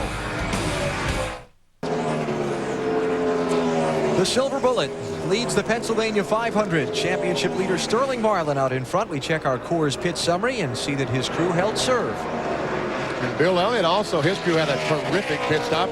Tony Stewart, his guys lost a couple of spots, but again, making those adjustments on those cars, having to make a chassis adjustment slows everything down. Did he lose that in the pits, or did he lose that on the track? One in Tony Stewart. One in the pits and one on the track, okay. I think. Just after he came up to speed, Ryan Newman got by him. Dale Jarrett's crew got him up to 3rd on that exchange of stops, so good for him and them. Speaking of Dale Jarrett, he is being pursued by Ryan Newman. Well, I am impressed with that motor in that car. We're really going to be impressed at 200 laps. Yes. Yes, I am. You watch here. Gets out of 2. And normally he makes up a lot of ground in between 2 and 3. Every other race team on the garage is going to be impressed when they go home and watch their tape back of the race like they all do and see what that telemetry shows. And the next technical innovation at Pocono will have been found. See, here we're riding on with Ryan and see how he's catching.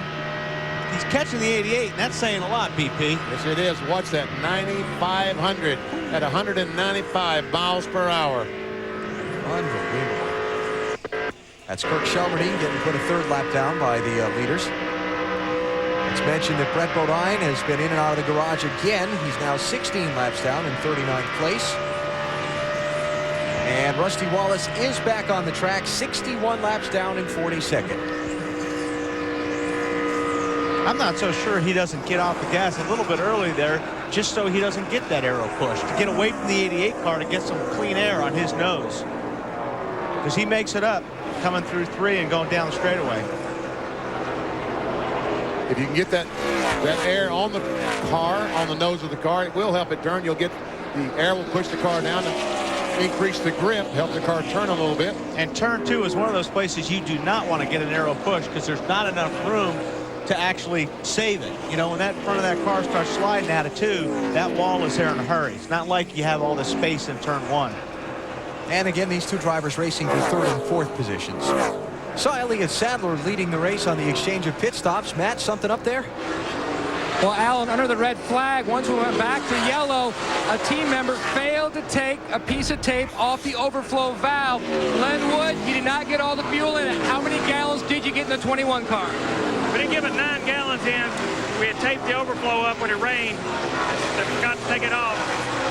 We still, as long as it goes green, we'll still be all right. We're still on pace to stop the same amount of time. When will you have to hit pit road? Because obviously you're going to have to be hitting earlier now.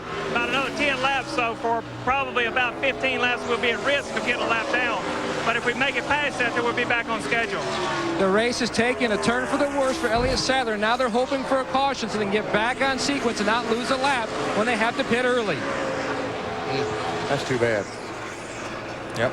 These cars, when you put fuel in them, the gas tank has air in it, and when the fuel goes in, it's displacing air, and all that air has to go someplace. So they use a 1-inch vent hose for that air to go out, and they put a piece of tape over it so the air wouldn't come out, and therefore the fuel could not go in.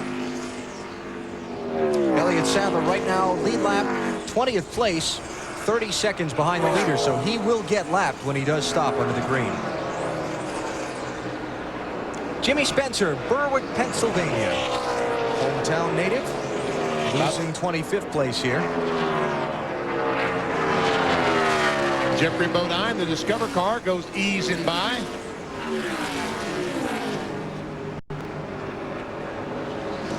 All right, Jimmy Spencer, have a foot cam. We see that left foot poised on the brake. Also, we see over here, this brace is so in case the accelerator hangs, he can pop his foot back, he can pull it back with his foot.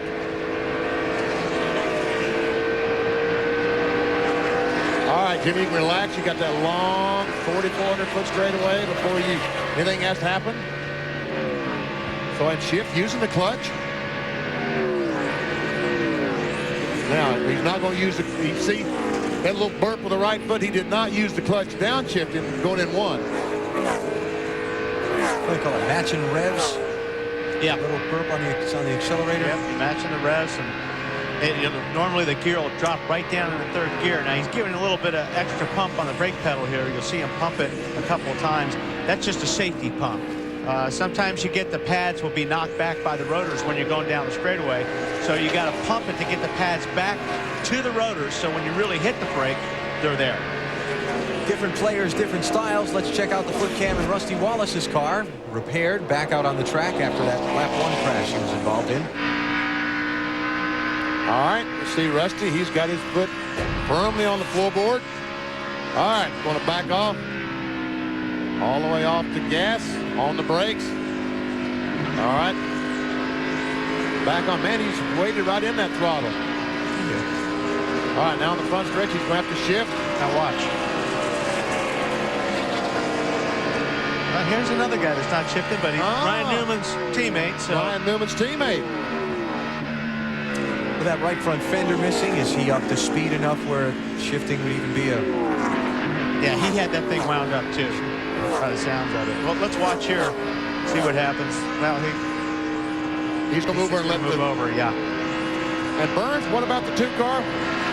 Well, Benny, I just checked with Billy Wilbur and his crew chief, and of course they're just out there trying to make up laps in case they can get more laps in the book than one of the other guys that has problems today.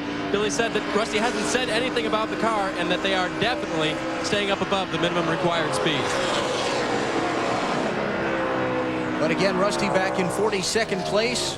He needs some people to drop out of this race to gain some positions and have all that effort the team made repairing that car pay off. Sterling Marlin still leading Bill Elliott. The advantage is 2.7 seconds. Elliott has closed in by about 2/3 of a second, but it is still the championship leader Marlin who's in command here at Pocono. Leading the points and leading the Pennsylvania 500 here at Pocono. Last season, an extremely strong second half, including 2 wins. Right now, the point leader. But when you're in front, you know everybody's chasing you. So what's the most difficult part about staying ahead of them? I mean, really, it's just a position right now. You know, we're just, you come in, week out, we're going to come here and try to win the race. And if you can't win, we're going to try to run the top 5. If you can't do that, try to pull you out of the top 10. So, you know, until we get down toward the end of the year with a couple races left and, you know, see what we got. But right now, it's just position. And we're glad to have it. And got a good race team put together, the Coors Light team. And, you know, we're just, you know, playing it race for race and trying to win. Sterling Marlin has a lot of confidence in Lee McCall and Tony Glover. He knows a lot of guys are talking about overhauling him in the points. So Sterling made it very clear early in this weekend he doesn't want to talk very much about being the point leader. He wants to talk about running well in races and winning them and hoping, as the cliche goes, the points will come. But guys, I know as you went through the garage here this weekend, you could feel it, that people think they can reel Sterling in. Any one of the top 5 guys in points could leave here as the point leader when this thing's finally over. I'll tell you one thing, Bill, they better start reeling if they expect to catch him.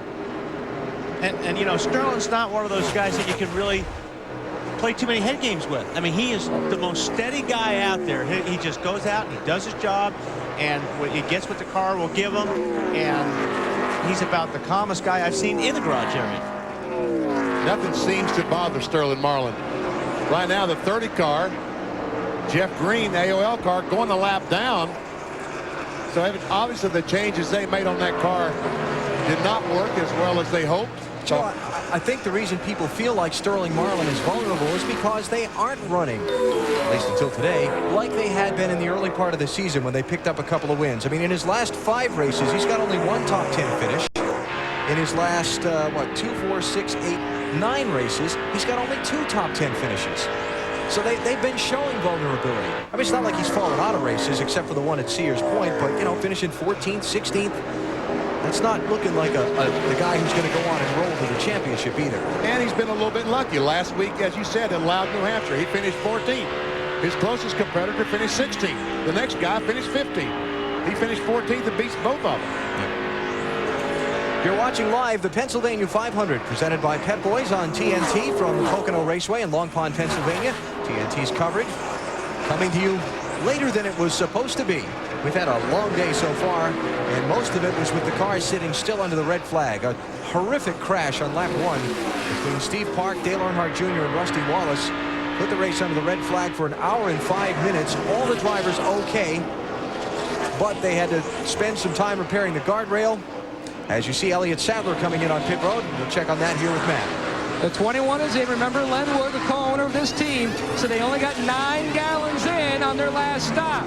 So now they're off sequence, 4 tires and fuel. They're going to make an air pressure adjustment. Elliott said his car was loose off. It was really loose when he was back in the gas. So Elliott Sadler, as he tried to leave the pits, revving that engine, slipping the clutch, trying to get the car rolling so he wouldn't kill the engine. And so, like we said, he needs the race to stay green until all the other leaders come in now, or he's going to get caught a lap down.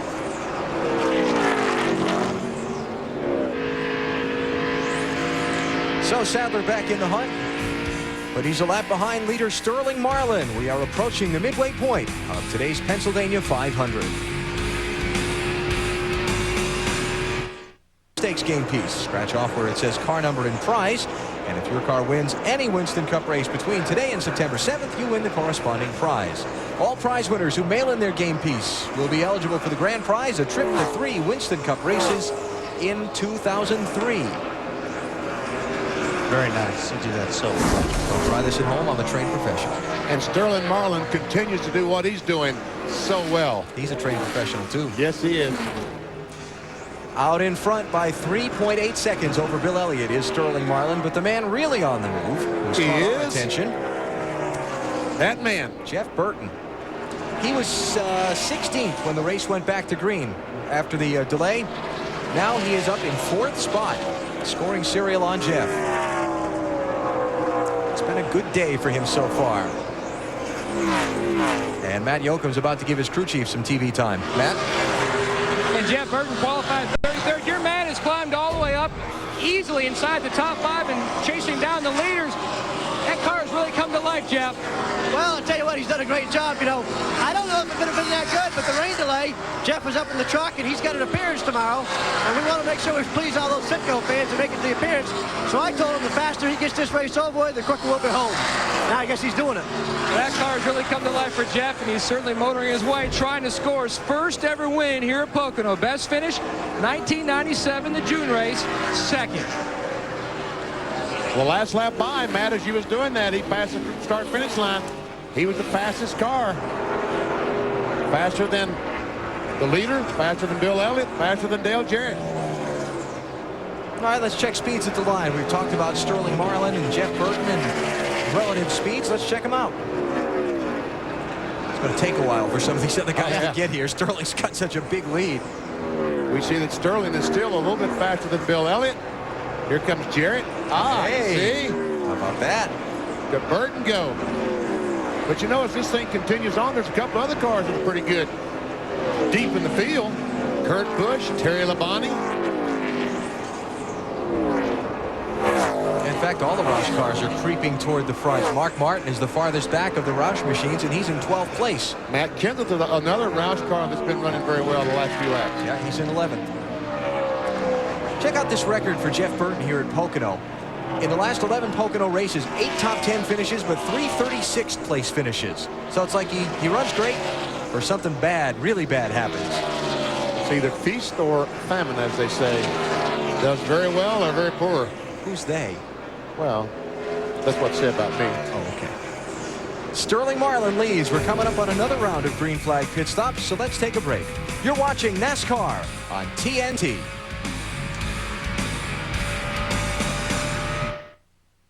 Broadcast being the lead-in to the movie, but it looks like that's going to be the case. We may have a bit part in it. Yeah, this could be. Sterling Marlin is the leader as we come up on halfway in the Pennsylvania 500 presented by Pep Boys. We've started to see the beginning of green flag pit stops. Jeremy Mayfield has been in. Jimmy Johnson and Hut Strickland also have been in under green, so we expect most of the other leaders in another 5 or 4 laps, somewhere in there.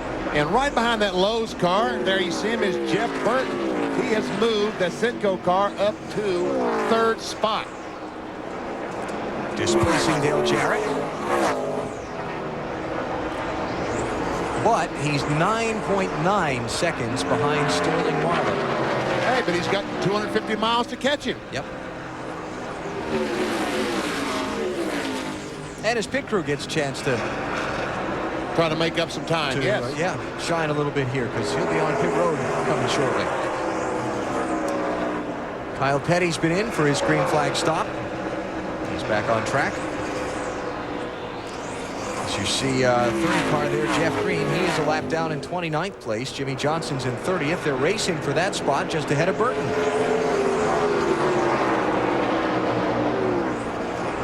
And he's saying, hey, I'm in a hurry. Yeah, Jeff would like to get by. He's actually lost a little bit of time on the second place car of Bill Elliott on that lap. I mentioned Jimmy Johnson was on pit road a minute ago. Dave?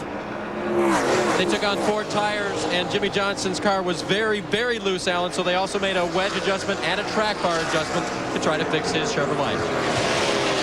Johnny Benson, John Andretti, Derek Cope making green flag stops while we follow the 2nd and 3rd place cars in traffic. And Jarrett in the UPS car has pulled up behind Burton on his rear bumper in this traffic situation. But Burton passed him and looked to be pulling away from Jarrett.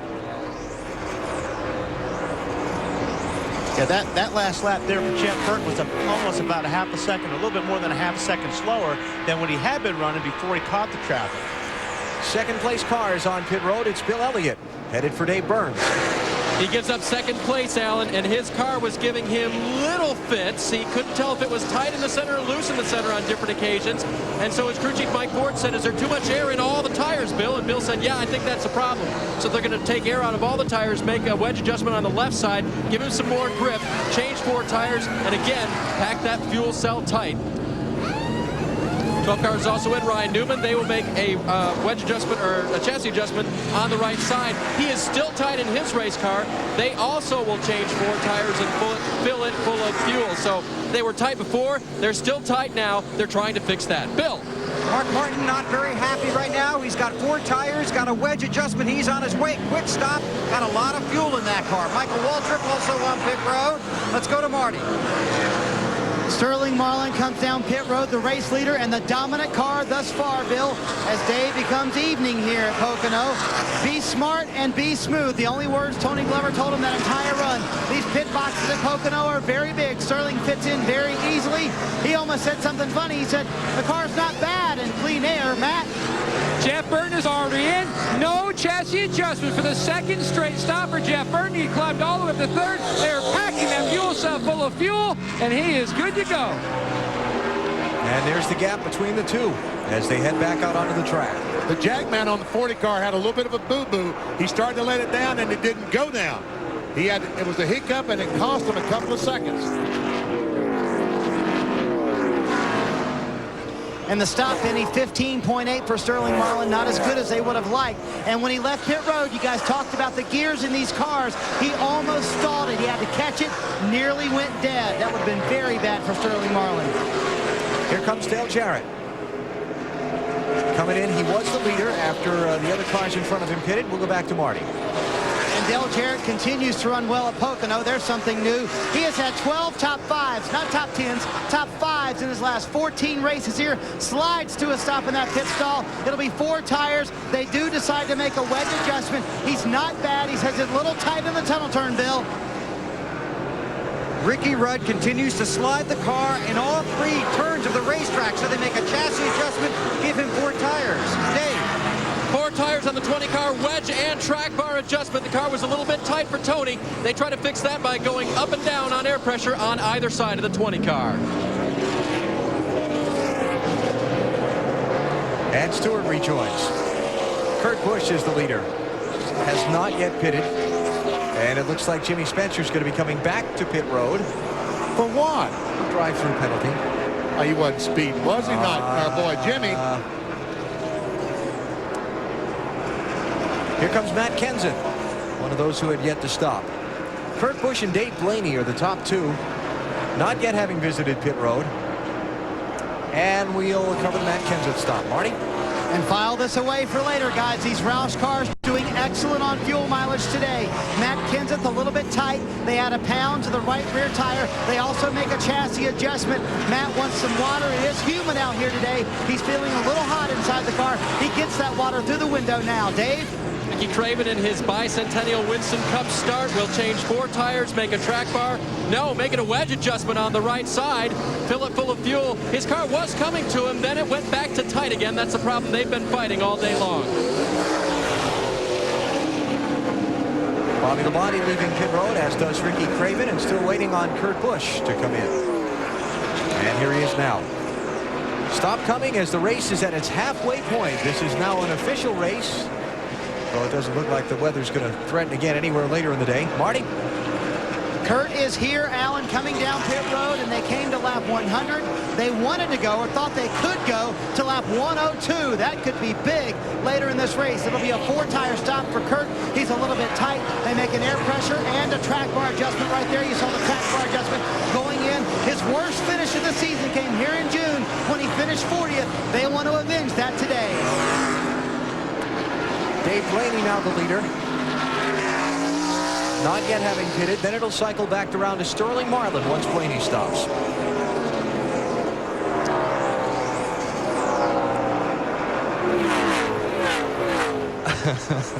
Guess what, Benny? Jimmy Spencer just made his drive-through penalty. And not too fast. He's got to come back in. And the second tier on that penalty is a stop and go. Not good for the hometown boy. Here's the leader in. Dave Blaney headed for Bill Weber. And Ryan Pemberton counts him down to his pit stall. This will be 4 tires and fuel. Now this team gets Penske engines just like the 12 and the 2. Blaney is shifting in this car. They make a chassis adjustment with some wedge, come around to the left side, try and bolt on those left side tires. Blaney continuing to run well, chasing the leaders on his way. Good stop. Left rear just a little bit slow. It looked like they had trouble pulling the right rear tire off the car. Which got the rear man off a little bit slower. Tire carrier was waiting to put the new one in. The jack man reached over to pull the old one out, and he looked like he just couldn't quite get a grip on it. Oh, check this out. This is for position. 7th place. And that's pretty close. Kurt Busch in the 97 is going to get that spot. Brian Newman and Tony Stewart have been together on the racetrack all day.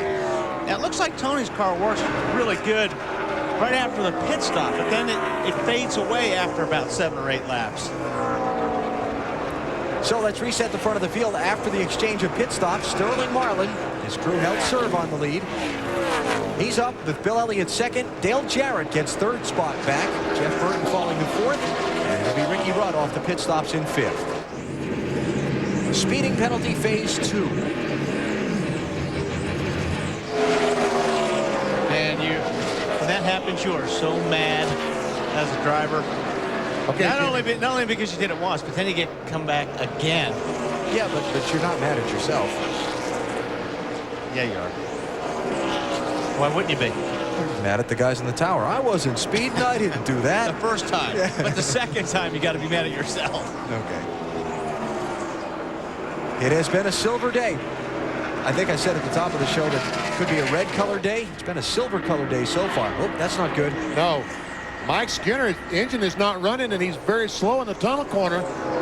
I don't know that he can coast back. He is on the access road, not on the racetrack. Haven't seen the caution since the rain at lap 25. We're at lap 104 now.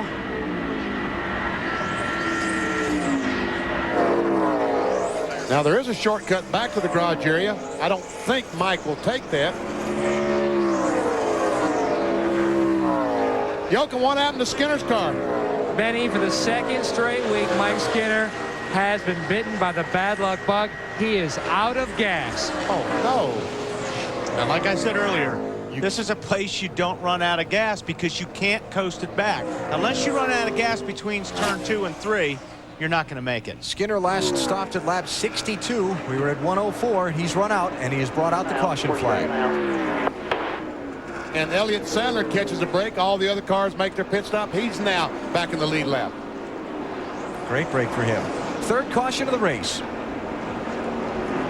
All right. And now, yeah, you're thinking the same thing I am. All right, business is going to pick up because all of a sudden we're going to get those fast cars together again. I mean, Kurt Busch, Jeff Burton, they're going to be rounding the back bumper of Bill Elliott and Sterling Marlin and see if they can do anything with them.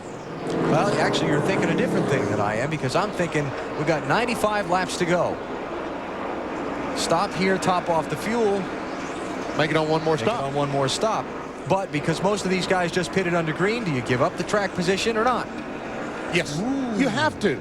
Well, but some guys don't. The Roush cars don't. They probably will stay out. Oh, what's that? You got left rear flat, 55 car. Oh, what this caution flag was a huge break for Bobby Hamilton.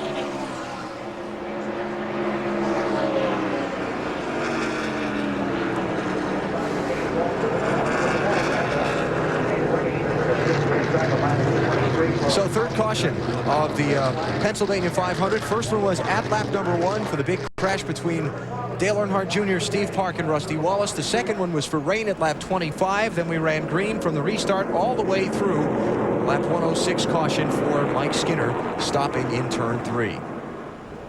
I think the pit road was closed, but Bobby Hamilton had no choice. He did not need to ride 2.5 miles on a flat tire. And the penalty for that is he'll go to the end of the longest line in the restart. Which is not too bad. And the penalty for going around another lap is the tire will probably come apart and tear that car all up, especially the fenders. All right, strategy time. Who's coming in and what do they do? Well, looks like no one. Some of the guys towards the back got to come in. Man, that is amazing. Mark Martin's coming in. 11th place will be the first one to break off. Bill? And Mark Martin will come down pit road. This is a huge break for him. They are going to have to change the battery in his Ford. Electrical problems. They're going to come to the left side. They will take off the left rear tire. There's a panel down there with a quick release. They have to unscrew the panel, reach in, get the battery out. Hopefully the quick release will work quickly. They'll put a new battery in, put a tire back on, then send him back out. This will be the only change they'll make on this stop. You can see the battery is out. Now they'll try and shove the new battery in. This is all going on under caution while other guys are getting fuel and tires. They quickly connect that battery back in, shove it back into its slot. They'll tighten that little door that keeps it in place, put the left rear tire on, then send Mark back out. Caution laps here are very long, so they've got plenty of time to get this done. Under caution in the Pennsylvania 500. Point leader Sterling Marlin, the race leader, after 106 laps. Go to our Team Caliber 360 racer and BP. Okay, folks, the battery sits right in front of the left rear tire. Here's the battery. There's a panel in front of the tire. They pop that off, take the battery out, slip the new one in. Just takes a few seconds to change something like a battery. In our car, it probably takes an hour. In a race car, a few seconds. Alan? No, it doesn't take an hour, Benny. What kind of car do you have? He's thinking about his 48 Mercury. Yeah, I guess so. Yeah. His collector car that he keeps. Well, Sterling Marlin leads. Mark Martin after the battery change. Where is he? I'm still trying to find him on the score. He's back in 26th place. That'd give Sterling about 100 extra points on the day than he started with. His lead was 55 coming into the race. That's currently, of course. Yeah, got a long way to go. Well, you and I were talking during the commercial break, Wally, about why more of the leaders didn't come. Not coming in to top off the fuel tells us that they can't make it 95 laps on one more stop anyway. That's right. So why lose that track position? Those who did come in would include Martin, Jimmy Johnson. These are lead lap cars. Robbie Gordon, Ricky Craven, Jerry Nadeau, Elliott Sadler. You got Jeff Green, Joe Nemechek, Michael Waltrip, Ken Schrader, and Bobby Hamilton. All came in. And Ricky Craven is going back down pit road right now, I'm sure, to top off to ensure he can make this on one more stop. Dave? And they've actually, this is the third time they've been in during this pit stop, Benny. They put tape on the front, but the real problem they had was the vent tube on the back of the car. And you talked about it earlier for someone else. The vent tube actually fell into the trunk, so they couldn't vent the fuel and fill it full. So they fixed that, they pulled it back out, and now they topped him off and put him out there a little bit longer than everybody else on fuel. That looks like it's bent too good, BP. Yeah, the flapper valve inside the vent tube seems to be open, and when he takes off, a lot of fuel is coming out that vent. So that also hurts his mileage when you lose a gallon before you get started. That's the fuel he wished he had in the final lap of this race.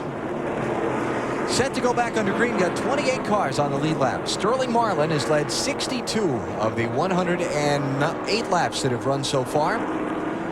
Bill Elliott is second. Dale Jarrett third. Jeff Burton fourth. Ricky Rudd fifth. And Kurt Busch, Ryan Newman, Tony Stewart, Matt Kenseth, and John Andretti. Bill? Battery change on the 6 is complete. He's second in points. Ben Leslie said the voltmeter was low. They had to make the change. Hopefully it'll pay off for them. Ready to go green. He's 25th in line for the restart. Green flag.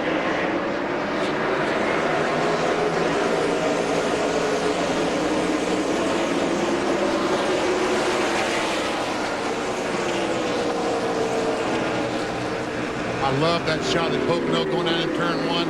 Just for about, it seems like for 8 or 10 seconds, you see all those guys jockeying for position. Mike Wallace. Ride him, cowboy. Got a good run going through turn one there. Mike is lapped down in 32nd place in the 14 car.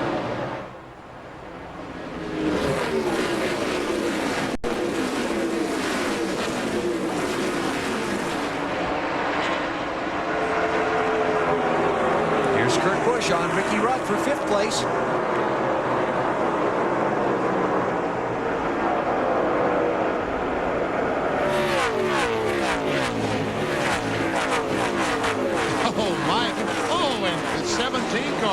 Kenseth almost getting the wall coming off turn 3.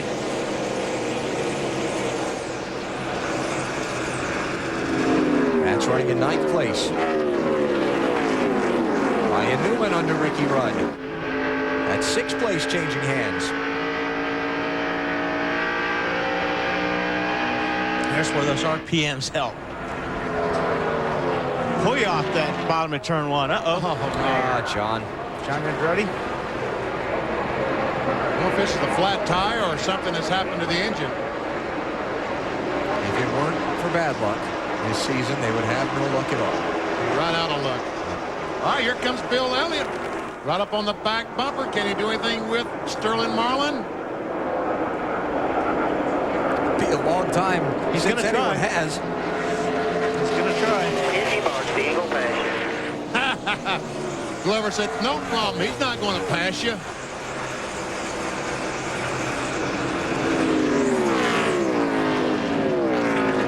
Dave Burns.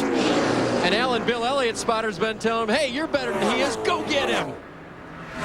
And it looks like it. Elliott's car looks a little bit better right now. Last time by, he was a 10th of a second faster than Sterling Marlin.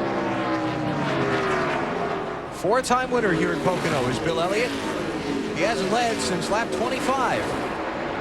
Now, I think as good as Sterling Marlin's car is, Bill Elliott's going to have to get up on the rear bumper of that car and maybe get a little bit of aero loose on that 40 Course car, because right now he's got to get closer than that. Yeah, you can see it's 3/10 of a second back. He's going to have to get up right on that back bumper, like Wally said. A 10th of a second back. It's only shot to you. Dale Jarrett, Jeff Burton trying to hang in there. Let's look a little farther back. There's Ricky Rudd now under pressure from Matt Kenseth in the 17. And old Big Orange, Tony Stewart. I saw a puff of smoke out of Mike Ross's 14 car. Boy, Ricky Rudd got loose again there.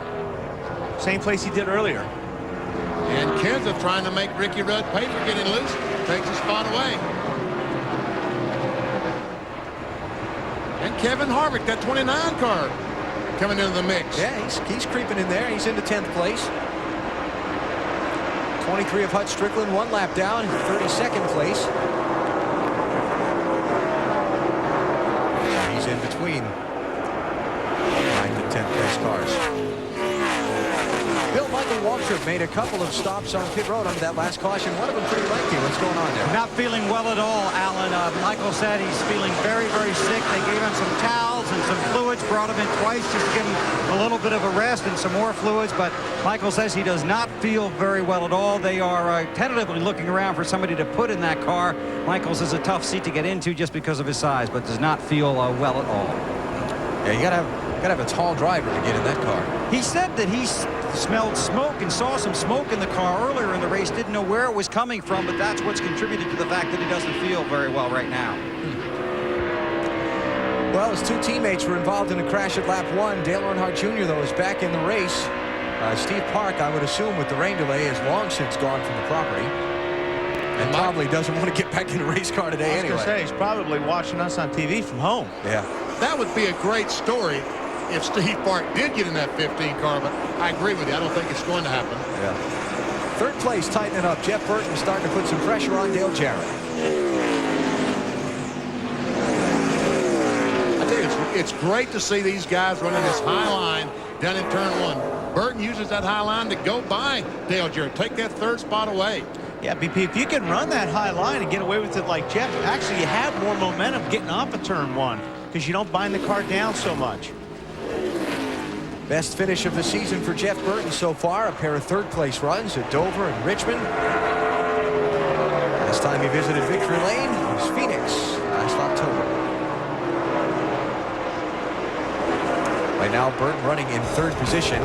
They are about a second and a half behind the top two. Sterling Marlin and Bill Elliott are leading the Pennsylvania 500 at Pocono. NASCAR, 3 hours worth of red flags today. You know, I just saw that. They said, we know drama. And I'm telling you, the drama is going to be the fuel. And how many more times they have to stop? I believe so.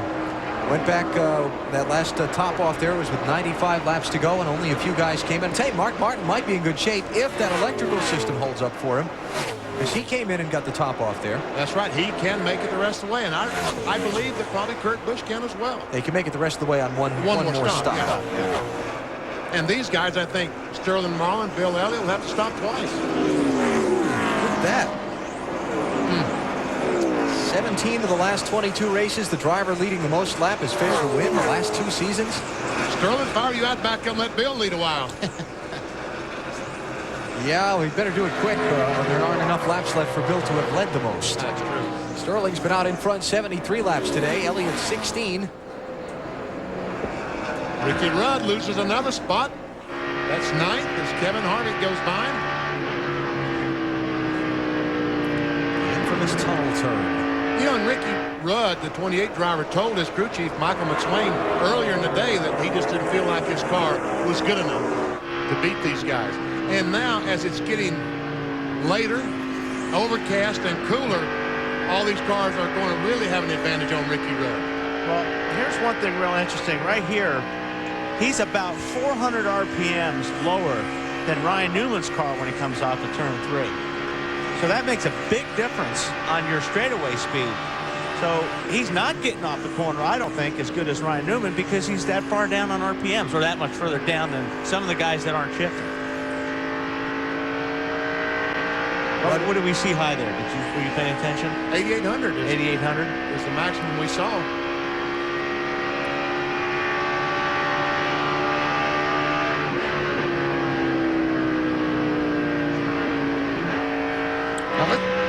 If we can watch Ryan come out of turn 3, right about where Ricky was at 64 or 6,500. Let's watch right here. As he exits turn 3, right when he gets this thing about straight for a second or two, right about here, it's 7,400 RPMs.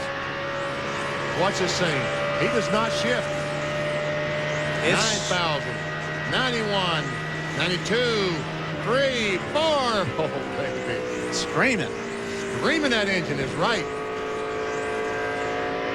Just past 300 miles, but it's got to live for another 200.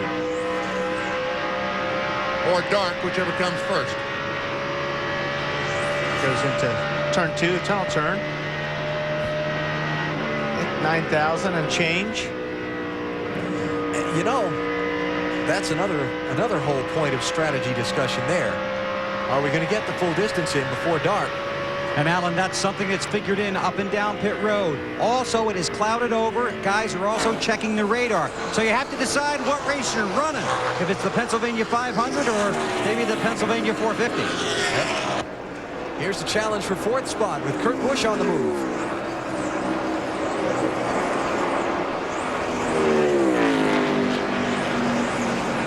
And Kurt Busch goes by on the inside, and we'll take that spot away from Jarrett.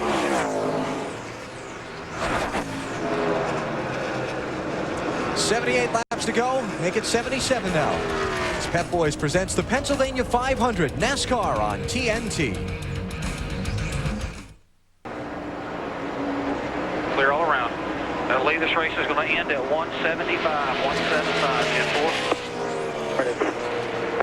The word being passed from NASCAR race control to the teams just seconds ago. This race will end 25 laps shy of its scheduled distance because of the onset of darkness. So we can take the fuel issue and just throw that right out the window because everyone will have to stop one more time. And that'll probably come about 20 laps from now. We're at 125. They were all in.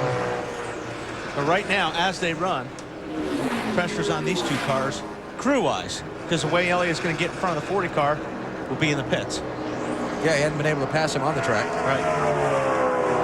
Check, Wally was talking a minute ago about Ricky Rudd and Ryan Newman and their RPMs and relative speed coming off turn 3. Let's check our speed trap there and see how these first few cars come off. What kind of speeds they're turning at that point on the track you see highlighted. Bill Elliott, 160. Wow. Kurt Busch, faster than the 40 car. Matt Kenseth quicker at that point.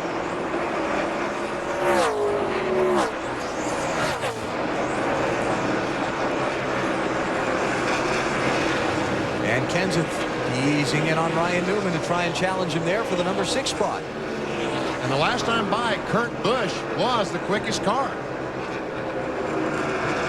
Overall lap, not just the speed trap. Exactly.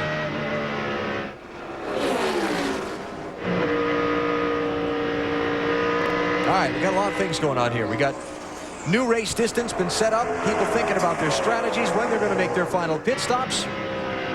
So let's take a break here. We'll come back and check in with some of the teams on pit road, find out what the latest thinking is. Sterling Marlin leads at Pocono. Laps to go now in what was the Pennsylvania 500. It will be shortened because of darkness. 128 complete. We go to 175. Sterling Marlin is the leader. We take you through the field. Marty? His team manager, Tony Glover, told him on the radio a little while ago, Sterling, we have the best car. Take care of it. It's getting the better the longer he runs. They are pulling away from Bill Elliott. Only 5 times this year has the leader of the most laps gone on to win the race. Dave. And to try to catch Sterling Marlin, Marty, Bill Elliott is searching for other lines on the racetrack. Crew Chief Mike Ford keeps giving him lap times to tell him if they're better or worse. So far, nothing is working. Matt? The 99 of Jeff Burton looking for his first Pocono victory. His car now is gone to the tight side in the center of the corner. Frank Stoddard looking at air pressure adjustments in both right side tires to try to help him. Right now, though, his car is also loose up off the corner, but they're more concerned, Marty, with the tightness. Jimmy Finning, Kurt Busch's crew chief, sits in 4th. Kurt's in 4th. Jimmy said, you're reeling them in. Just keep it up. We will help you on this last stop, meaning they may try some track position strategy. Dale Jarrett behind him in 5th. He is too tight. He says he's getting beat off the corner. Remember his teammate, Ricky Rudd, said earlier today they were getting beat off the corner when it was cloudy and cool. Right now, cloudy and cool. Dave? The 12 car of Ryan Newman, a little bit tight. He radioed into crew chief Matt Borland that the left front was not down in the track. That accounts for the tightness, but right now his biggest problem is he's got a full mirror of Matt Kenseth. Marty? And Matt is right behind him. He is tight, however, since these clouds have come out. Matt said, I feel like I can run with the leaders if I can just get to him. And the team told him, don't worry about that. You let us worry about that. Dave? Marty, the 20 car of Tony Stewart was loose, but the track bar, air pressure, and wedge adjustment improved the handling of that car. This crew, however, is planning for this race to be shortened by rain. Weber? Kevin Harvick, best in class for the Chevrolets. Last time, 4 tires, fuel, no adjustments, hoping to work his way to the front of the field and catch the guys in front of him. Ricky Rudd may have a blistered right rear tire. It's been a struggle for Rudd today, the car not handling the way he had hoped, but right now, Ricky has a blistered right rear. He needs to run about 9 more laps to get in his fuel window. He's trying to hang on. As for Dave Blaney, another strong run for this team continues. What they really want now is to get a good finish. We've talked about it in the last couple of weeks. Crew Chief Ryan Pemberton believes Blaney can start finishing up front. They're hoping that will begin here today. Matt? This is a 5 car that Jim Long told me they felt like had the best aero package. They were hoping to showcase how this team has started to make a turnaround. Right now, Terry Labonte says he needs more front grip. They're talking about an air pressure adjustment, Alan. 44 laps to go. Another 5-6 laps. We'll start to see some people diving onto pit road for a final splash of fuel. Sterling Marlin continues. 5 or 6 laps of this keep. Get all you can get so we get all the lead we can get. There you go. Tony Glover confirming the 5 to 6 laps before we'll see the leader in. Let's continue to go through the field. Back to Dave. And the 48 of Jimmy Johnson is picking off spots. He's now up to 13th. The car was still too loose, though. It feels a little bit better. They thought about making a shock change. That's just how much of a handful that Jimmy's had today. Matt? Bobby Labonte, a former winner here at Pocono, has had a very quiet day. He has climbed up to 18th. He's not double shifting like a lot of other drivers. They're looking to make their stop around lap 138 to lap 140. They're talking about an air pressure adjustment down in the right front. Also up a half a pound in the left front. Also the 24 car of Jeff Gordon. He's talked so much about being aero push all year. Now when his car is out of traffic, it's even looser. They're talking about an air pressure adjustment on his final stop. Also a track bar adjustment. Also the 22 car, remember Ward Burton? He said 9 times this year they've had bad luck. Well, count at 10, but he's trying to bounce back. He had to swap to the backup ignition box. The car died, he had to go to the backup box. Right now, though, they're talking about making their final adjustment.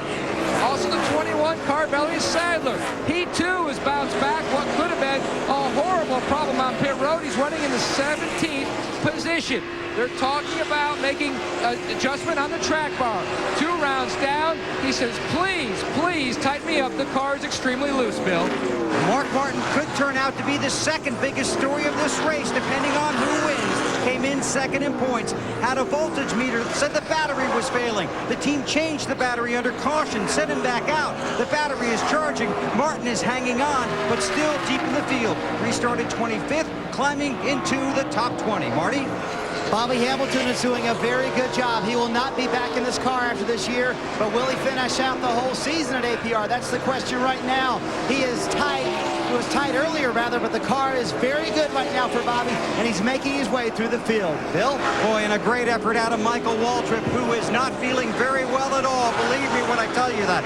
They gave him fluids, they gave him towels, they gave an extra stop on pit road under caution. He gutted it out, went back out there, hanging on tight to that Napa Chevy.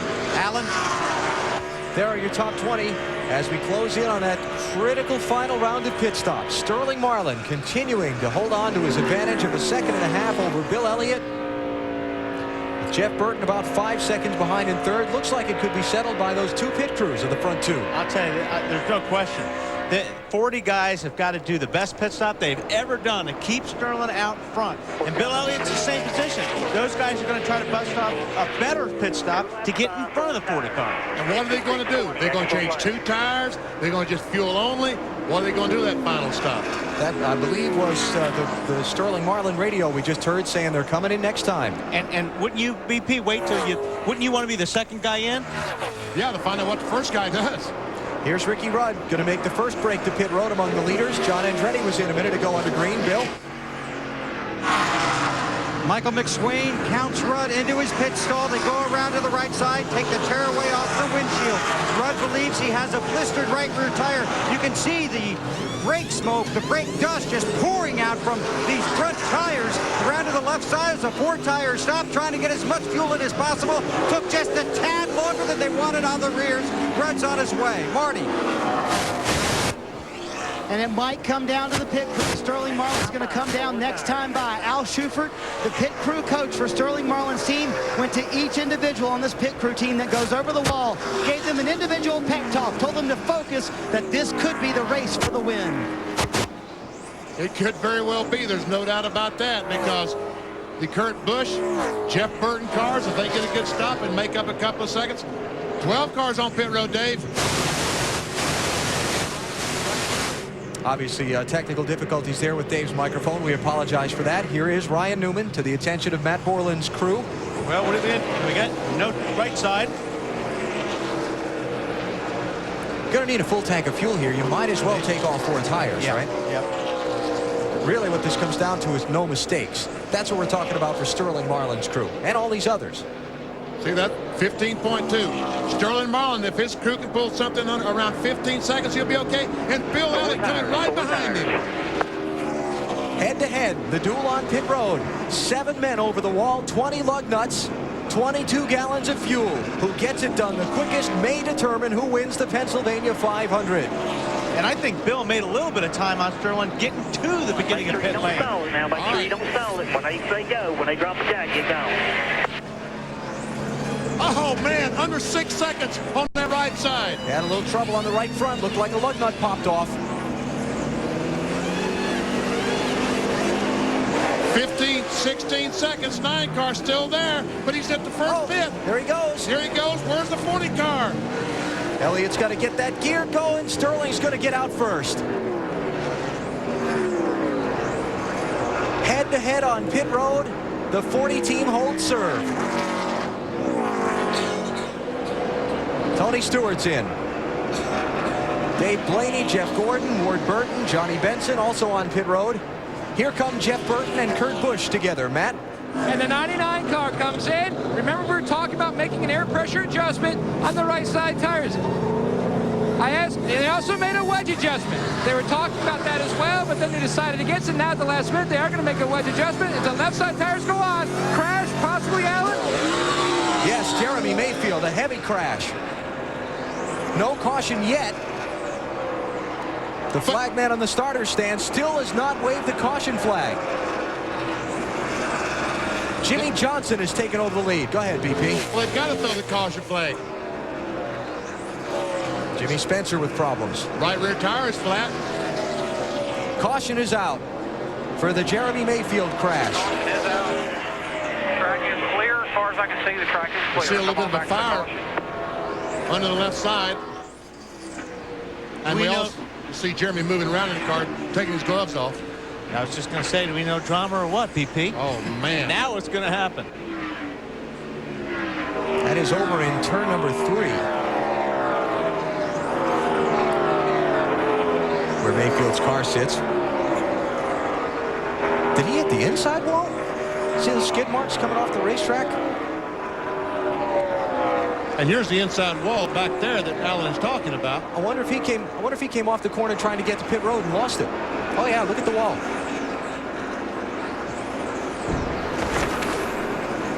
Let's see. He might. Or did he get help? I think he got a little help. Oh.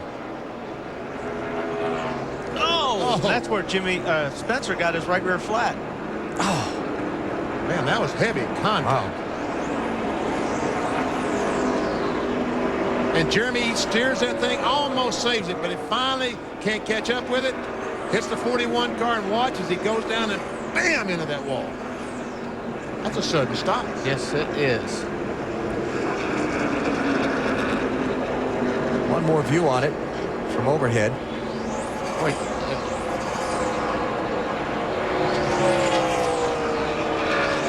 Just nipped him. Just barely touched him. It doesn't take a whole lot in turn 3. And how Jimmy Spencer managed to miss getting more of that. He was lucky. And Jeremy's saying, you know, this is going to hurt. And I'm not slowing down on this grass at all.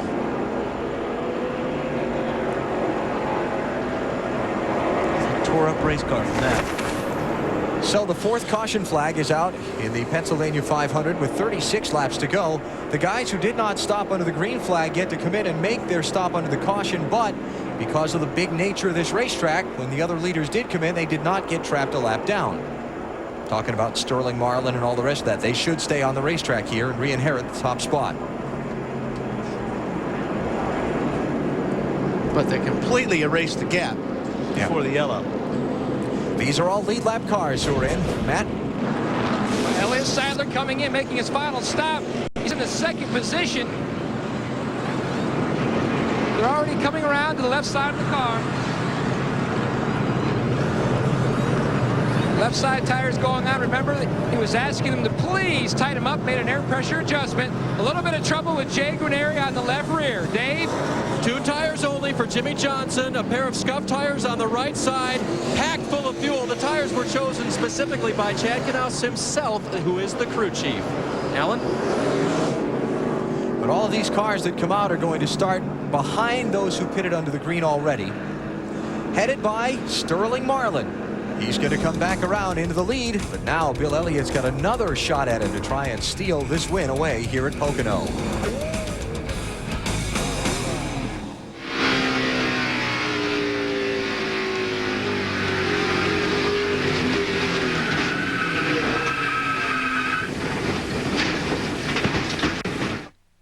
Four laps to go after Jeremy Mayfield got nipped by Jerry Nadeau and crashed off of turn 3. Well, Wally, we set it up before, head-to-head on pit road. Sterling Marlin's guys had to get the job done and under pressure.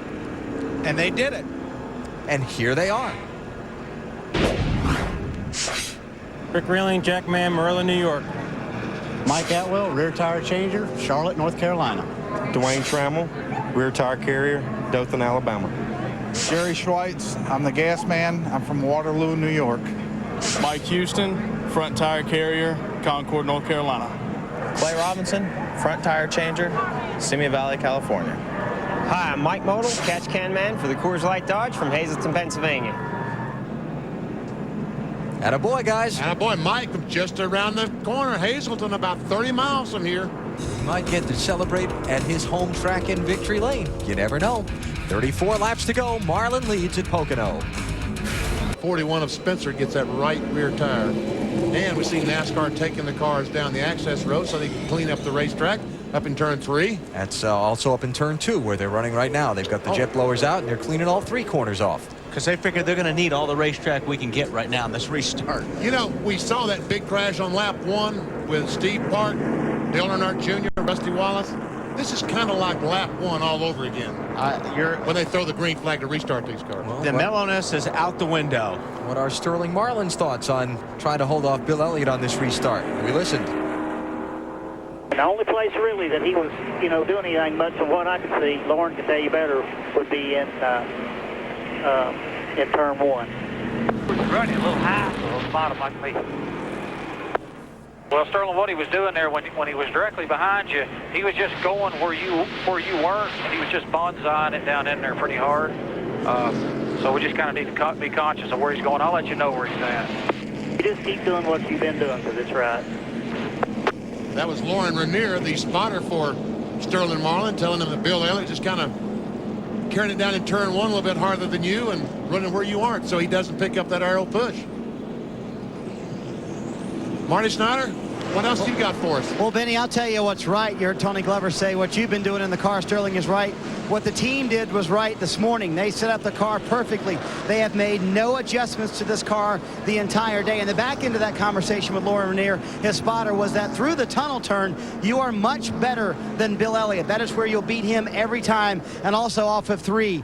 Dale Jarrett here in June started 13th, guys. Today, Sterling Marlin started this race in 13th. See Kurt Busch there? If they finish as they are now, he'll move up from 8th to 5th in points.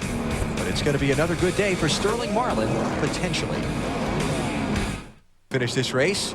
This is the first race in the Pep Boys When Your Car Wins, You Win sweepstakes, starting today and concluding with the Chevrolet Monte Carlo 400 in Richmond on September 7th. Stop by any Pep Boys and pick up a sweepstakes game piece. Scratch off where it says car number and prize. If your car wins any Winston Cup race between today and September 7th, you win the corresponding prize. And in addition, all prize winners who mail in their game piece will be eligible for the grand prize, a trip to 3 Winston Cup races next season, 2003.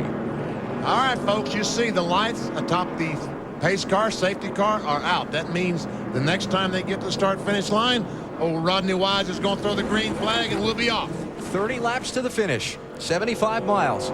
Bill Elliott has not been able to pass Sterling Marlin yet under green. Is he going to be able to this time? He's going to have to try, because I think this is pretty much his only shot. He's going to have to get him quickly, too. I think we all agreed, talking during the commercial. The last restart, it seemed like Bill was a little bit better the first lap or two, but then once Sterling got going, he pulled away. We've run 145 laps today. Marlin has led 94 of them. Elliott led 16 early, but he's not been out in front since coming down pit road at lap 25. Johnny Benson is the lap car to the inside of the leaders. 30 laps to go. The race shortened to 175 laps by darkness and the rain delay earlier. Can Bill Elliott get Sterling Marlin on the restart? The fans are all on their feet. They want to know.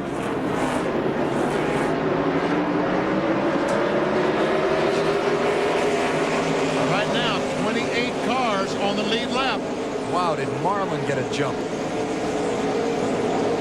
Wow, what an unbelievable jump he got.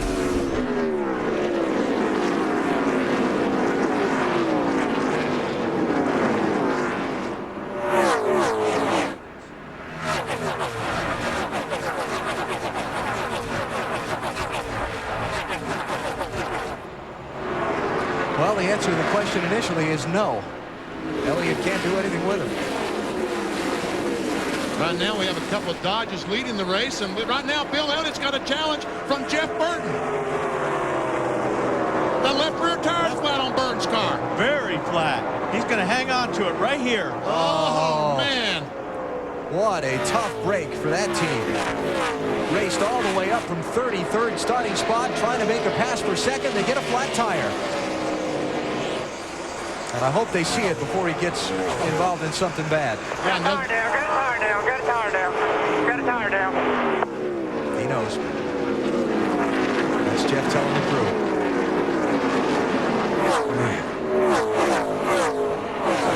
He's had some bad luck here. Okay. Like you said earlier, Alan. Left rear, do the best you can. So Burton will lose at least a lap trying to nurse that back to the pits, because he's going to have to come back at very reduced speed. He didn't feel it and decide about it till he just came past the opening to pit road. Boy, that's too bad. Oh, trouble right in front of him. Jerry Nadeau with a heavy crash. This might save Jeff Burton from going a lap down. Caution is out.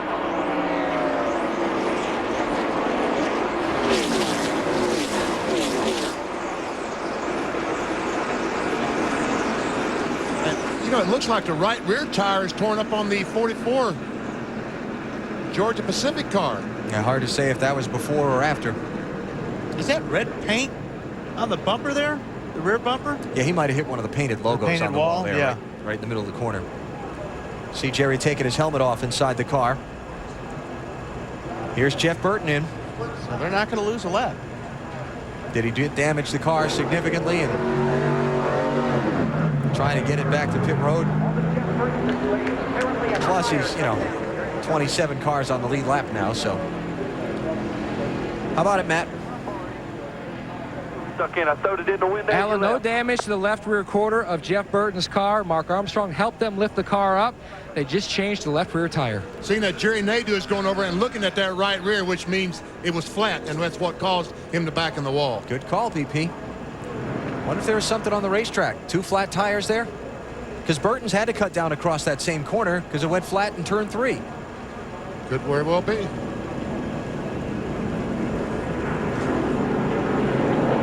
All right, let's go back and see the back end of Jerry Nadeau's impact.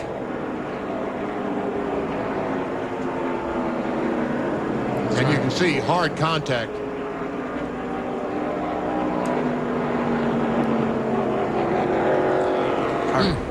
There must have been something out there. But, NASCAR took the blower over there, blew that corner off. You thought they might have been able to get all that debris off the racetrack, but obviously 2 flat tires in just 1 lap. Dave, what about Bill Elliott? Well, he thinks there might be something out there too, Benny, and he asked his spotter and his crew chief to look at the rights and the lefts respectively on his car and just make sure visually that they aren't down either. Well, all the drivers get paranoid right now because, they know that 2 guys have just gone down with flat tires, so everybody's checking each other's tires right now. Bill Weber. You can add Ricky Rudd to the list of guys that might be paranoid. He thought it was his right rear going flat. Once it went to caution, he got his spotter to talk to Bobby Labonte's spotter to get Bobby to look at his right rear. Bobby gave him the thumbs up, said it's okay. McSwain told him they actually went up on air pressure on that last stop. Ricky might be having some kind of a handling characteristic problem with that right rear because he thought his right rear was blistered earlier, and it was not. And can you believe the run of that 18 car? Bobby Labonte. Engine change. They started in the last row of this race. He has taken 10th position away from Ricky Rudd. What a drive. Terrific run for Bobby Labonte and his crew. Here's a team that has not had a top 10 finish since their win at Martinsville in mid-April. Right now, they're 10th. All right, let's take a break while they clean up turn number 2. Still got more drama to play out here at Pocono. Sterling Marlin hanging on to the lead.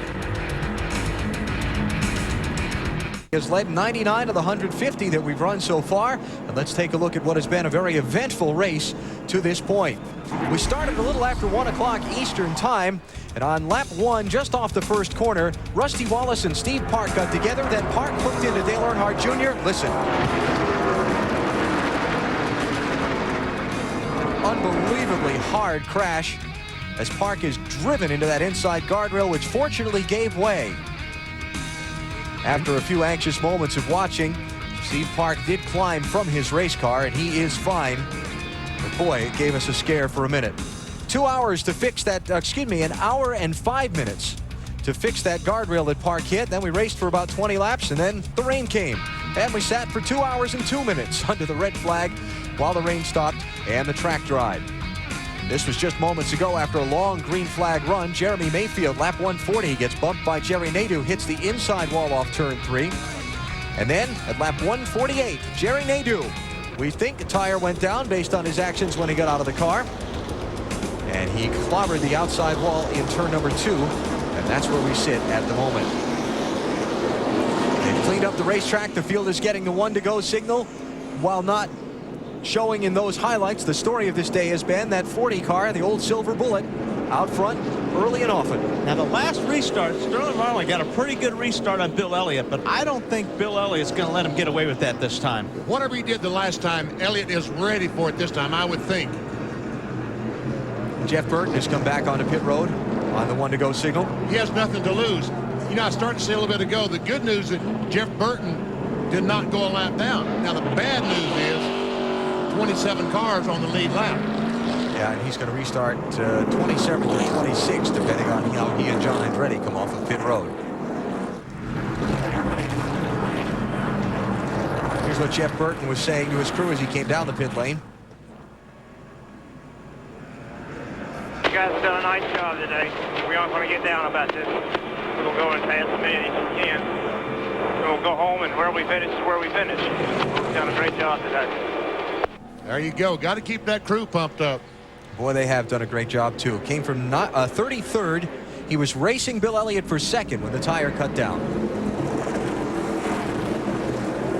Matt? Well, Jerry Nadeau walked out of the infield care center. First off, Jerry, any idea what happened? No. First, my brakes went, and I don't know if that's what caused it or what, but the car just come around. I couldn't stop anyway.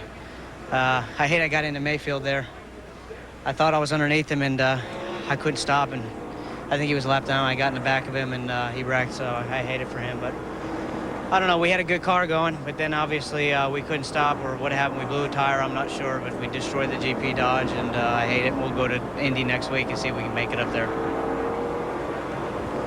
Jerry Nadeau joining Steve Park, Morgan Shepherd, Kirk Shelmerdine, Rusty Wallace, and Mike Wallace as drivers, and Jeremy Mayfield as those who will not finish the Pennsylvania 500.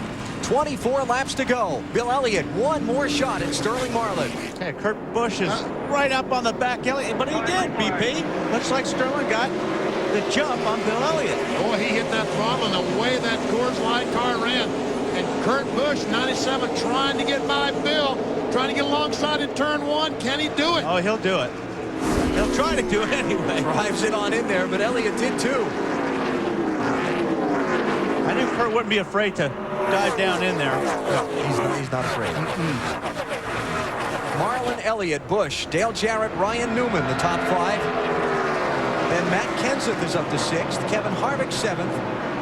Tony Stewart 8th. Terry Labonte 9th. And Bobby Labonte 10th. See, that's exactly what Sterling wants to see in his mirror, is that 97 giving Bill Elliott a hard time. And then he will make that lead a little bit longer. But 97 and the 9 work together a little bit.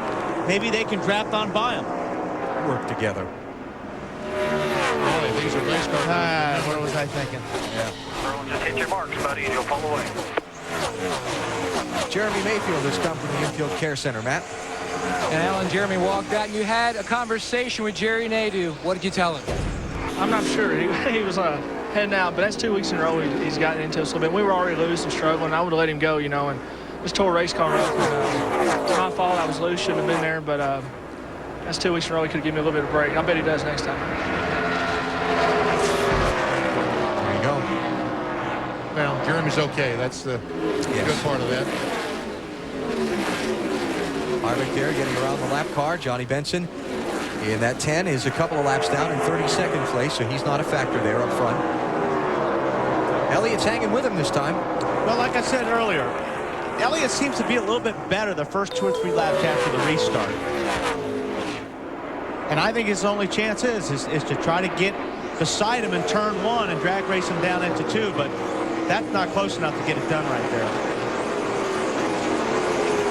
Tony Stewart getting around the lap traffic. That's why he was so far to the right of your picture.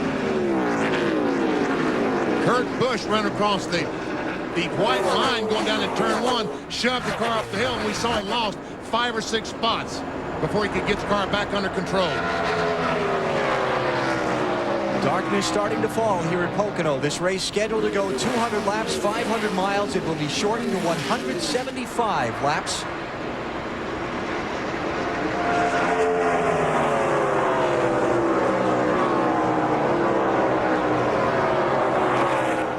And it has been all Sterling Marlin so far today. Mark Martin, his rival for the championship, pinned back in 16th place. He had to come onto pit road for an extended stop while they replaced a battery. He is on the lead lap, but he's going to lose a lot of points today if things finish as they are.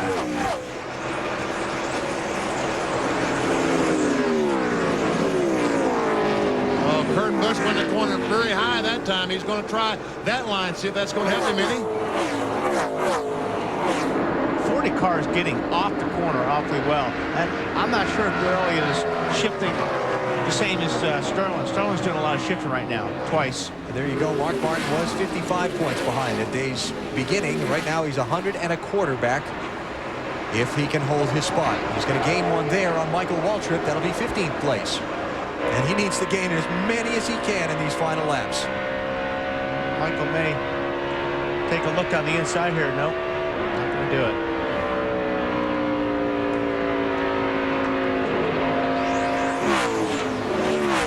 Fans have all stayed. It's been a marathon day here in Pennsylvania.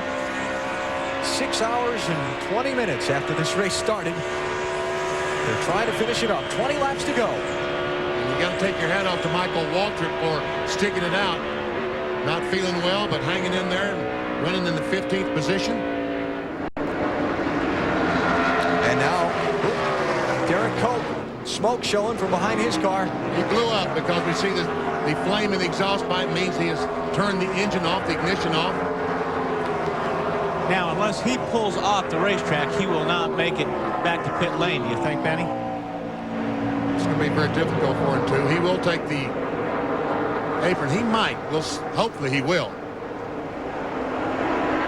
NASCAR is calling to his team to have him turn into an opening that is just past turn number 2. All right, now, is there oil down in turn 1 as his leaders go charging down in the corner?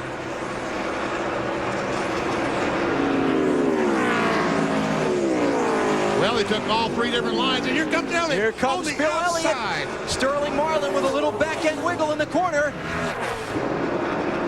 Elliott goes by to the lead. 19 laps to go. Not so fast. Here comes Marlin right back. Side by side down in the tunnel corner, and Elliott takes the lead. Listen to the fans roar.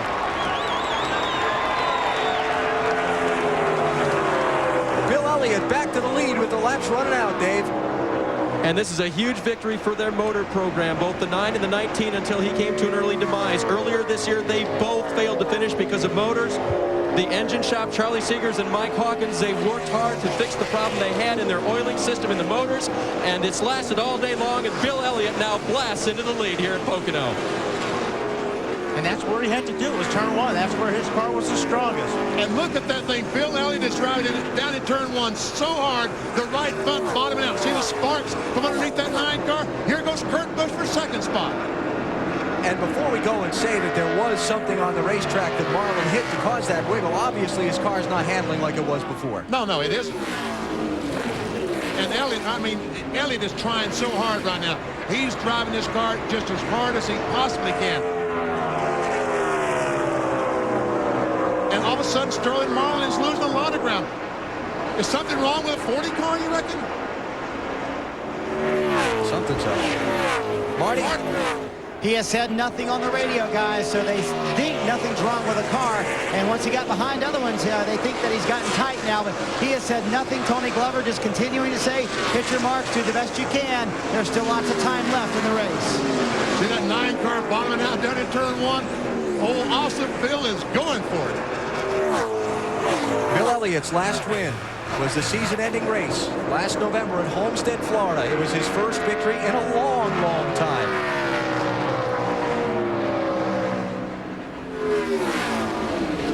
Next race, next win, doesn't look like it's going to have to wait so long.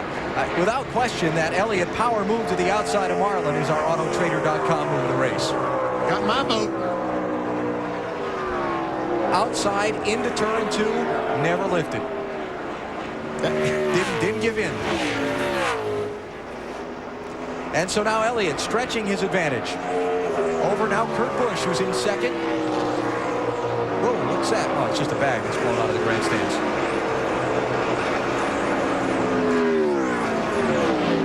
Jeffrey Bodine has just taken his car to the garage. Engine failure. Retired for the day.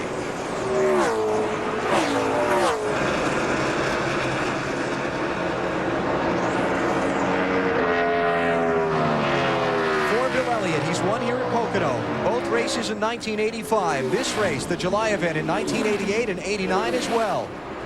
He led 26 laps in the June race here, but fell out with 20 to go with engine failure. Here today, he led from lap 10 to 25, but did not lead again until he made that move on Sterling Marlin at lap 157 of 175. There's Mr. Newman. And that engine is still, those pistons, still going up and down. Couldn't believe it. Yeah, we're past 400 miles now. My hats off to Larry Wallace on that one. Here we go. Here's what we're talking about. 9,300, 9,400. all day long. You know, we're not going to know if it would have finished 500 miles because we're not going to get to that distance today. I would have think it went even 100 miles. But it gives us something to think about for next year. Great job. Yep.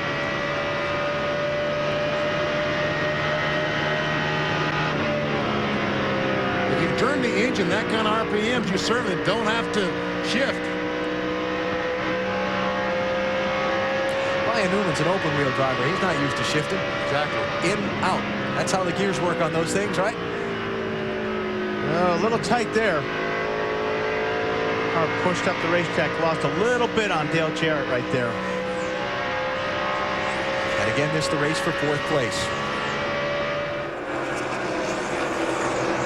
And Bill Elliott has got that Dodge in front, getting all that air on the car, and he is just pulling away from Kurt Busch and Sterling Marlin.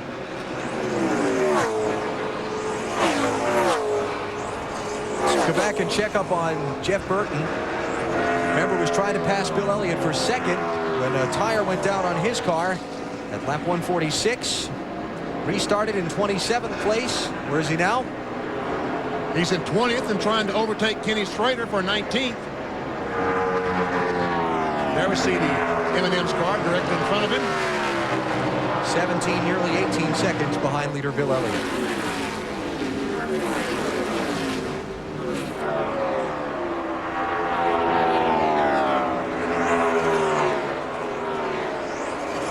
Last lap by, about a draw on lap times and speeds for Bill Elliott and Kurt Busch, so the interval stays the same. It's about a 1.5 seconds between the two.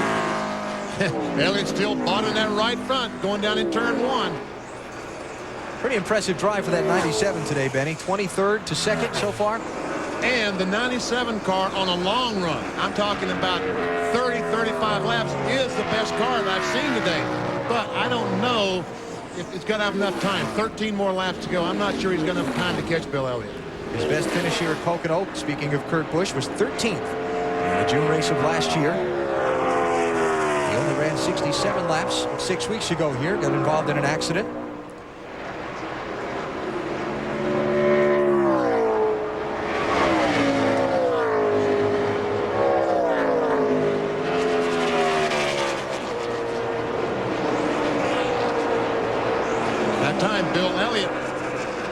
Just about a 1/4 mile per hour faster than Kurt Busch.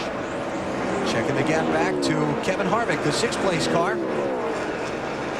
Pretty nice drive for him today. 29th is where he started. He's up to 6th. Finishes at 1st and 9th the last couple of weeks, 11th the week before. So, yes, Richard Childress Racing is definitely on the rebound. Yes, they definitely are, and I think this is a clear indication they are getting much better. Just behind Harvick, Big Orange, Tony Stewart. He's kind of up there dicing around with Elliott and Marlin at the beginning for the lead, but his car kind of faded back, and he's hung in this back half of the top 10 most of the afternoon since. I think maybe they got loose. And Jimmy Spencer, all the problems he's had today, car is off the pace. Got penalized twice earlier for speeding on pit road. Machine or something just shut right off.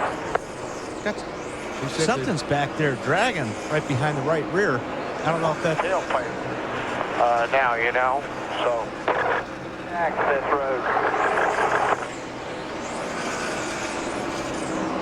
Keeping an eye on Spencer to make sure he gets off the track and makes it back around to not bring out a caution flag. Of course, his teammate Sterling Marlin probably could use a yellow flag here. And we see the officials directed Jimmy, please turn left. Did not do it. Well, this could get interesting. Will the caution come out? Here comes Bill Elliott, 10 laps to go. Watching Jimmy Spencer's car to see if he makes it back around.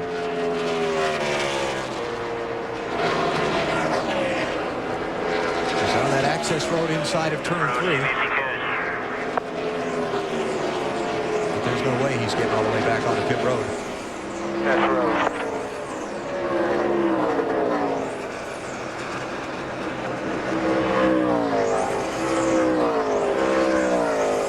He's got an awfully long ways to go. They're trying to signal him. And then when you turn in there, Jimmy, don't come on pit road. Yeah, okay.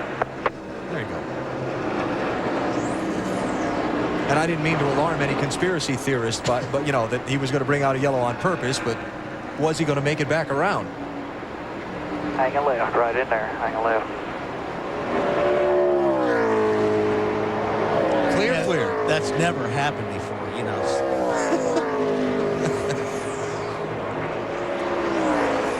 Let's check in the pits of some of the top 10 runners now, starting with Dave Burns. The 9 car of Bill Elliott, the last of his 41 wins, came at Homestead 21 races ago, but this is familiar territory. It's the same car. Marty? Kurt Busch sits in second. His car is tight. I asked Jimmy Finning, is it too tight for him to pass anyone? He said, yeah, it's too tight and we're running out of time.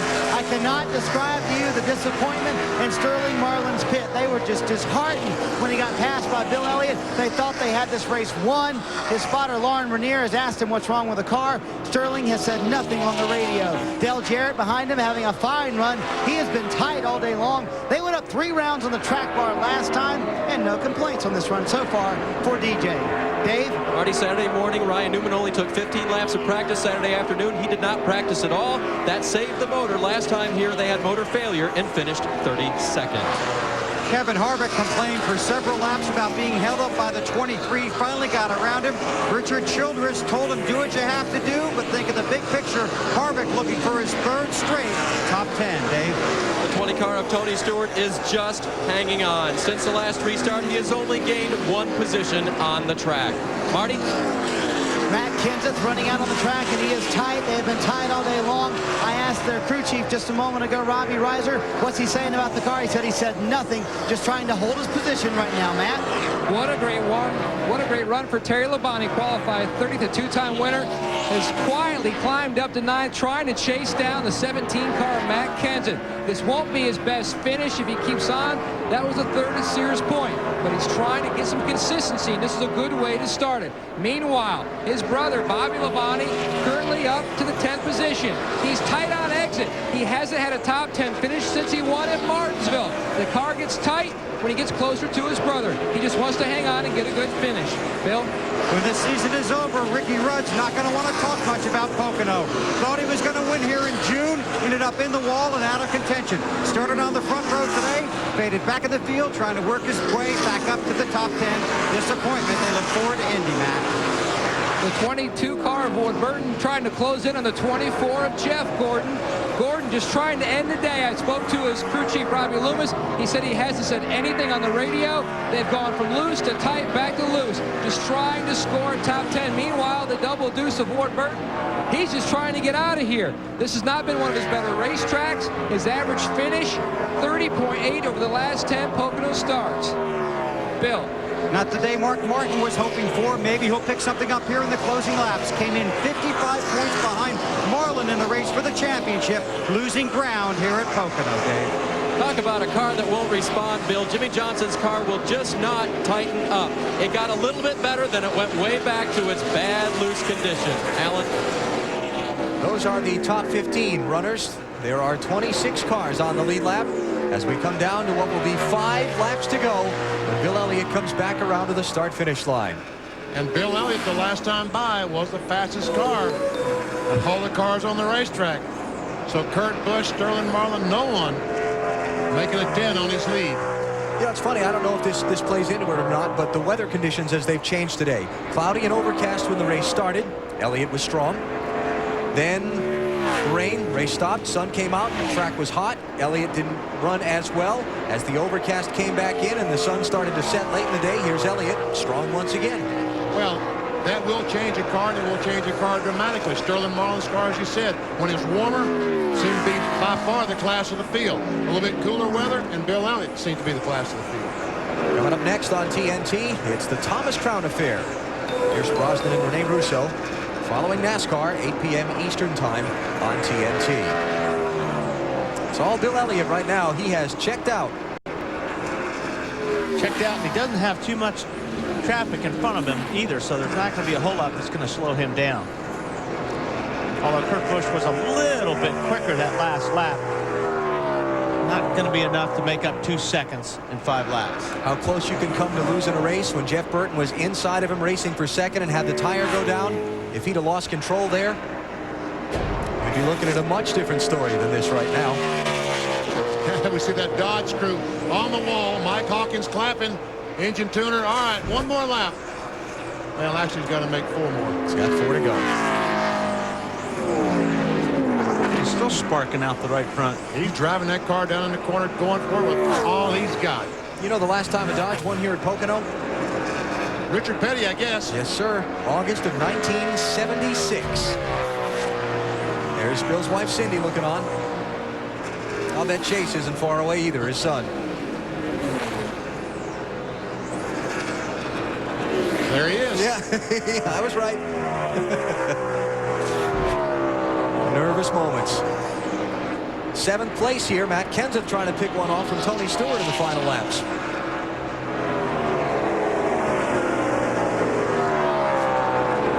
And running right in on that back bumper, too.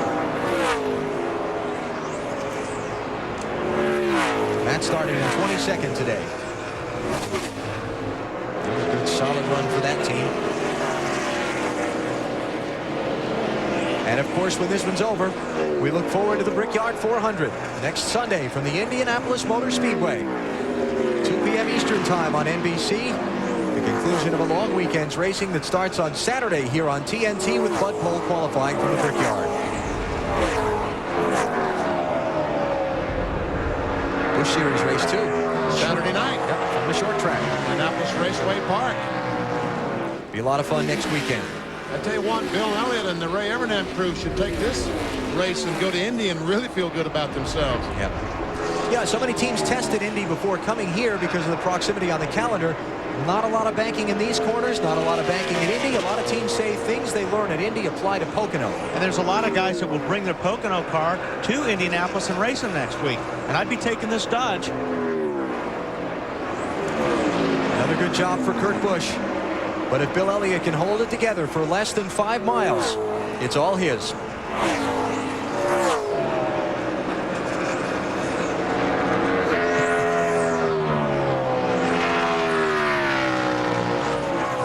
This is the same car that Bill Elliott used to win the race at Homestead last November, that flat track. And now he's coming down for what will be the white flag. Race shortened by 25 laps because of impending darkness, and it is starting to get dark out there too. So it'll go to 425 miles. And Bill Elliott's going to make just one more lap to pick up the victory in the Pennsylvania 500. He's got 1.7 seconds on Kurt Busch and 3 corners to go. He didn't spark the right front that time. I think he feels victory coming on. I think he was a little bit careful, maybe going through one that time.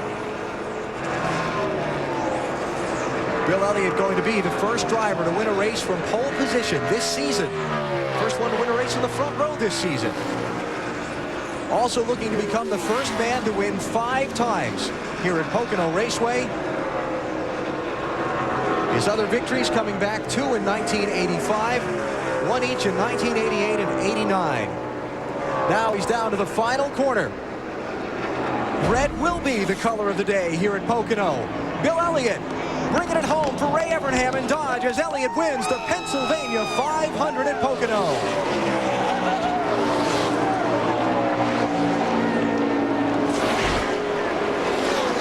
Busch will finish second. Sterling Marlin will lead 106 of the race's 175 laps, but have to settle for third. Like I said, there we see Cindy and Chase and the crew. Out our way, let's go, guys. There's Mike Ford, the crew chief, the last guy we got to look at there. Bill Elliott has won the Pennsylvania 500, Dave. And we'll step in with Mike Ford here, and Bill Elliott had to drive that car around Sterling Marlin. Did you think he had it before the last restart? Well, we were better than Sterling on a short run. I didn't know that he'd drive around him on the outside, but, you know, coming into the race, Bill's good for a little bit and knew we'd have a shot at it. You won the pole. That's not been necessarily the best of luck here for the drivers. Did you think all weekend that it was your weekend, Mike? Yeah, last time this car was on the pole was Homestead, and last time it was on the pole, it won the race, so it's 2 for 2. There you go. Pole and win at Homestead, pole and win here at Pocono. Alan? Bill Elliott has won the Pennsylvania 500. He led the last 19 laps en route to the victory. We'll hear from him and some of the other top finishers when we come back to Pocono Raceway after this. 2002. Nice little crowd in Victory Lane there with you, Bill Weber. Yeah, I wouldn't call it little. It's a big crowd for Bill Elliott. And you know, it's a big weekend for Ray Evernham, too. Yesterday, he put Casey Atwood in the ARCA race. Casey came from the back of the field late in the race to win. Today, it's Bill Elliott, who moved to Evernham Motorsports. People thought he might never get back to Victory Lane. Went to Victory Lane at Homestead last year, and now at Pocono, Bill Elliott wins again. It's a weekend sweep in the mountains for Evernham Motorsports and a big win for Bill Elliott. And high fives for the crew and for the driver. Come on, climb on out of there. Man, congratulations. You all right? I'm great. Yeah. I can't be no better, boys. Yeah. This deserves a good old drink. It does, huh? Well, as soon as you take that drink, you tell me about passing that Sterling Marlin guy in that 40 car. Well, I knew I had my work cut out for him. He was awful good. But it seems like whoever was out front had the advantage. And I knew as long as I could stay after him on fresh tires, that's the only chance I had. And I did. I gave it everything I had, and I finally got him on the high side going into one. And he came right back on you, too, didn't he? He came back, but I still was able to pull on off. Yeah. Bill, yesterday, Casey ran some stuff. Ray called it experimental in the ARCA race. He won. You guys go to Victory Lane today. This team in the right direction. I told you I was proud of these guys. I mean, from the motor guys, all the guys back at the shop to the guys right here on pit road. I mean, they do a heck of a job, and they really put some spirit in me on driving a race car. I'm telling you, it makes it easy for me to come out here on Sunday afternoon and do the job that we can do. It's 2 in a row for the 40-plus, gentlemen. You're in Victory Lane, and you're in the top 10 in points and moving forward. Well, that's what we got to do. I mean, but we got to take it a race at a time. You know, if we take care of the races, the rest of it will take care of itself. Well, your son and your wife are celebrating. I know you are, too. You must love coming to Pocono. Well, it's been good to me throughout the years. Too bad this race didn't happen last time because I lacked 20 laps to go with finishing. But, you know, ironically, it worked out for the good, and I'm proud of all these guys, I'm telling you. Congratulations. We'll see you at Indianapolis next week. You got it. All right, Bill Elliott and his family in Victory Lane here in Pocono. A big celebration here, a kiss for his wife, and Chase is here, too. Marty? Well, Bill, from the excitement to the disappointment, Sterling, what happened on the last restart? We just got beat more or less. You know, our car was really good on long runs all day, and, you know, hate to see the last caution. When it come out, we had a pretty good lead and was driving away from them, but, you know, it got cooler and the track changed, and my car just got real tight in turns 2 and 3 and was loose in turn 1, and that's where Bill drove the outside of us. And, you know, Bill run a good race all day, and, you know, he deserved to win it if we didn't. So, you know, we'll just pack up next week and go to Indy carrying the same car, and maybe put the Coors Light Dodge and Victory Lane up there. Were you surprised at all that your car got tight? Because it had not been tight all day. You guys didn't change anything on that car today. Well, I mean, you change tires, don't know exactly what you're going to get. You know, the tires have been real consistent, and we had the 3rd set of tires was really good, and the 4th set was really good, and this set here was just a little tighter for some reason. And, you know, the tires run real consistent all day, didn't have any trouble with them. All right, building back some consistency. It's his 2nd top 5 in the last 4 races, Matt. Marty, after finishing 40th in June due to an accident, coming home 2nd, what does this mean for you and this team, Kurt? That's a great step. I mean, it was a dismal day when we finished 40th here, and to bounce back like this, that was the same race car, and we just kept putting changes to it. I mean, it was something where it didn't want to work for some reason. We were fast in happy hour, but dropped the green. We just headed in the wrong direction. So we kept having to make innovative ideas to try to make this thing work. We're just throwing everything at it. Every stop, we changed something just to get a different balance on the car. And I mean, it's a lot of fun. Just like Newell Rubbermaid, I'm going to meet with all the people and all the different organizations, and they're coming up with innovative ideas, going to the front, working the packs. That's what we're all about, is going to the front. And to bounce back like this, to get a good point stay out of it, it's been strong. I mean, Jimmy Fenning's really helped me out a ton. This is what Rubbermaid's all about. After finishing 13th, 37th, and 40th, Kurt Busch scores his first top 5 finish here at Pocono. Dave? Matt, DJ sat down, so I thought I would too. He finished 4th today after starting 15th. How tough was it to get through this race, DJ? Well, Ice Cold Coke helps to relieve all of that, but it was tough. But we had a good race car. We just weren't any match for those front guys. we got outgeared today. Those guys were shifting twice, and we elected to stay with our plan of just shifting the one time, and that beat us. They were just killer off of the tunnel turn and off turn 3 here, and just was no match for them. But it was a good day for us. It was, and it was his 13th top 10 in the last 15 races here at Pocono, and he didn't bring me a Coke either, so I have to get a Coke from him. Okay, well, he'll get me one. Let's check the final results from today's Pennsylvania 500 with Bill Elliott scoring career win number 42.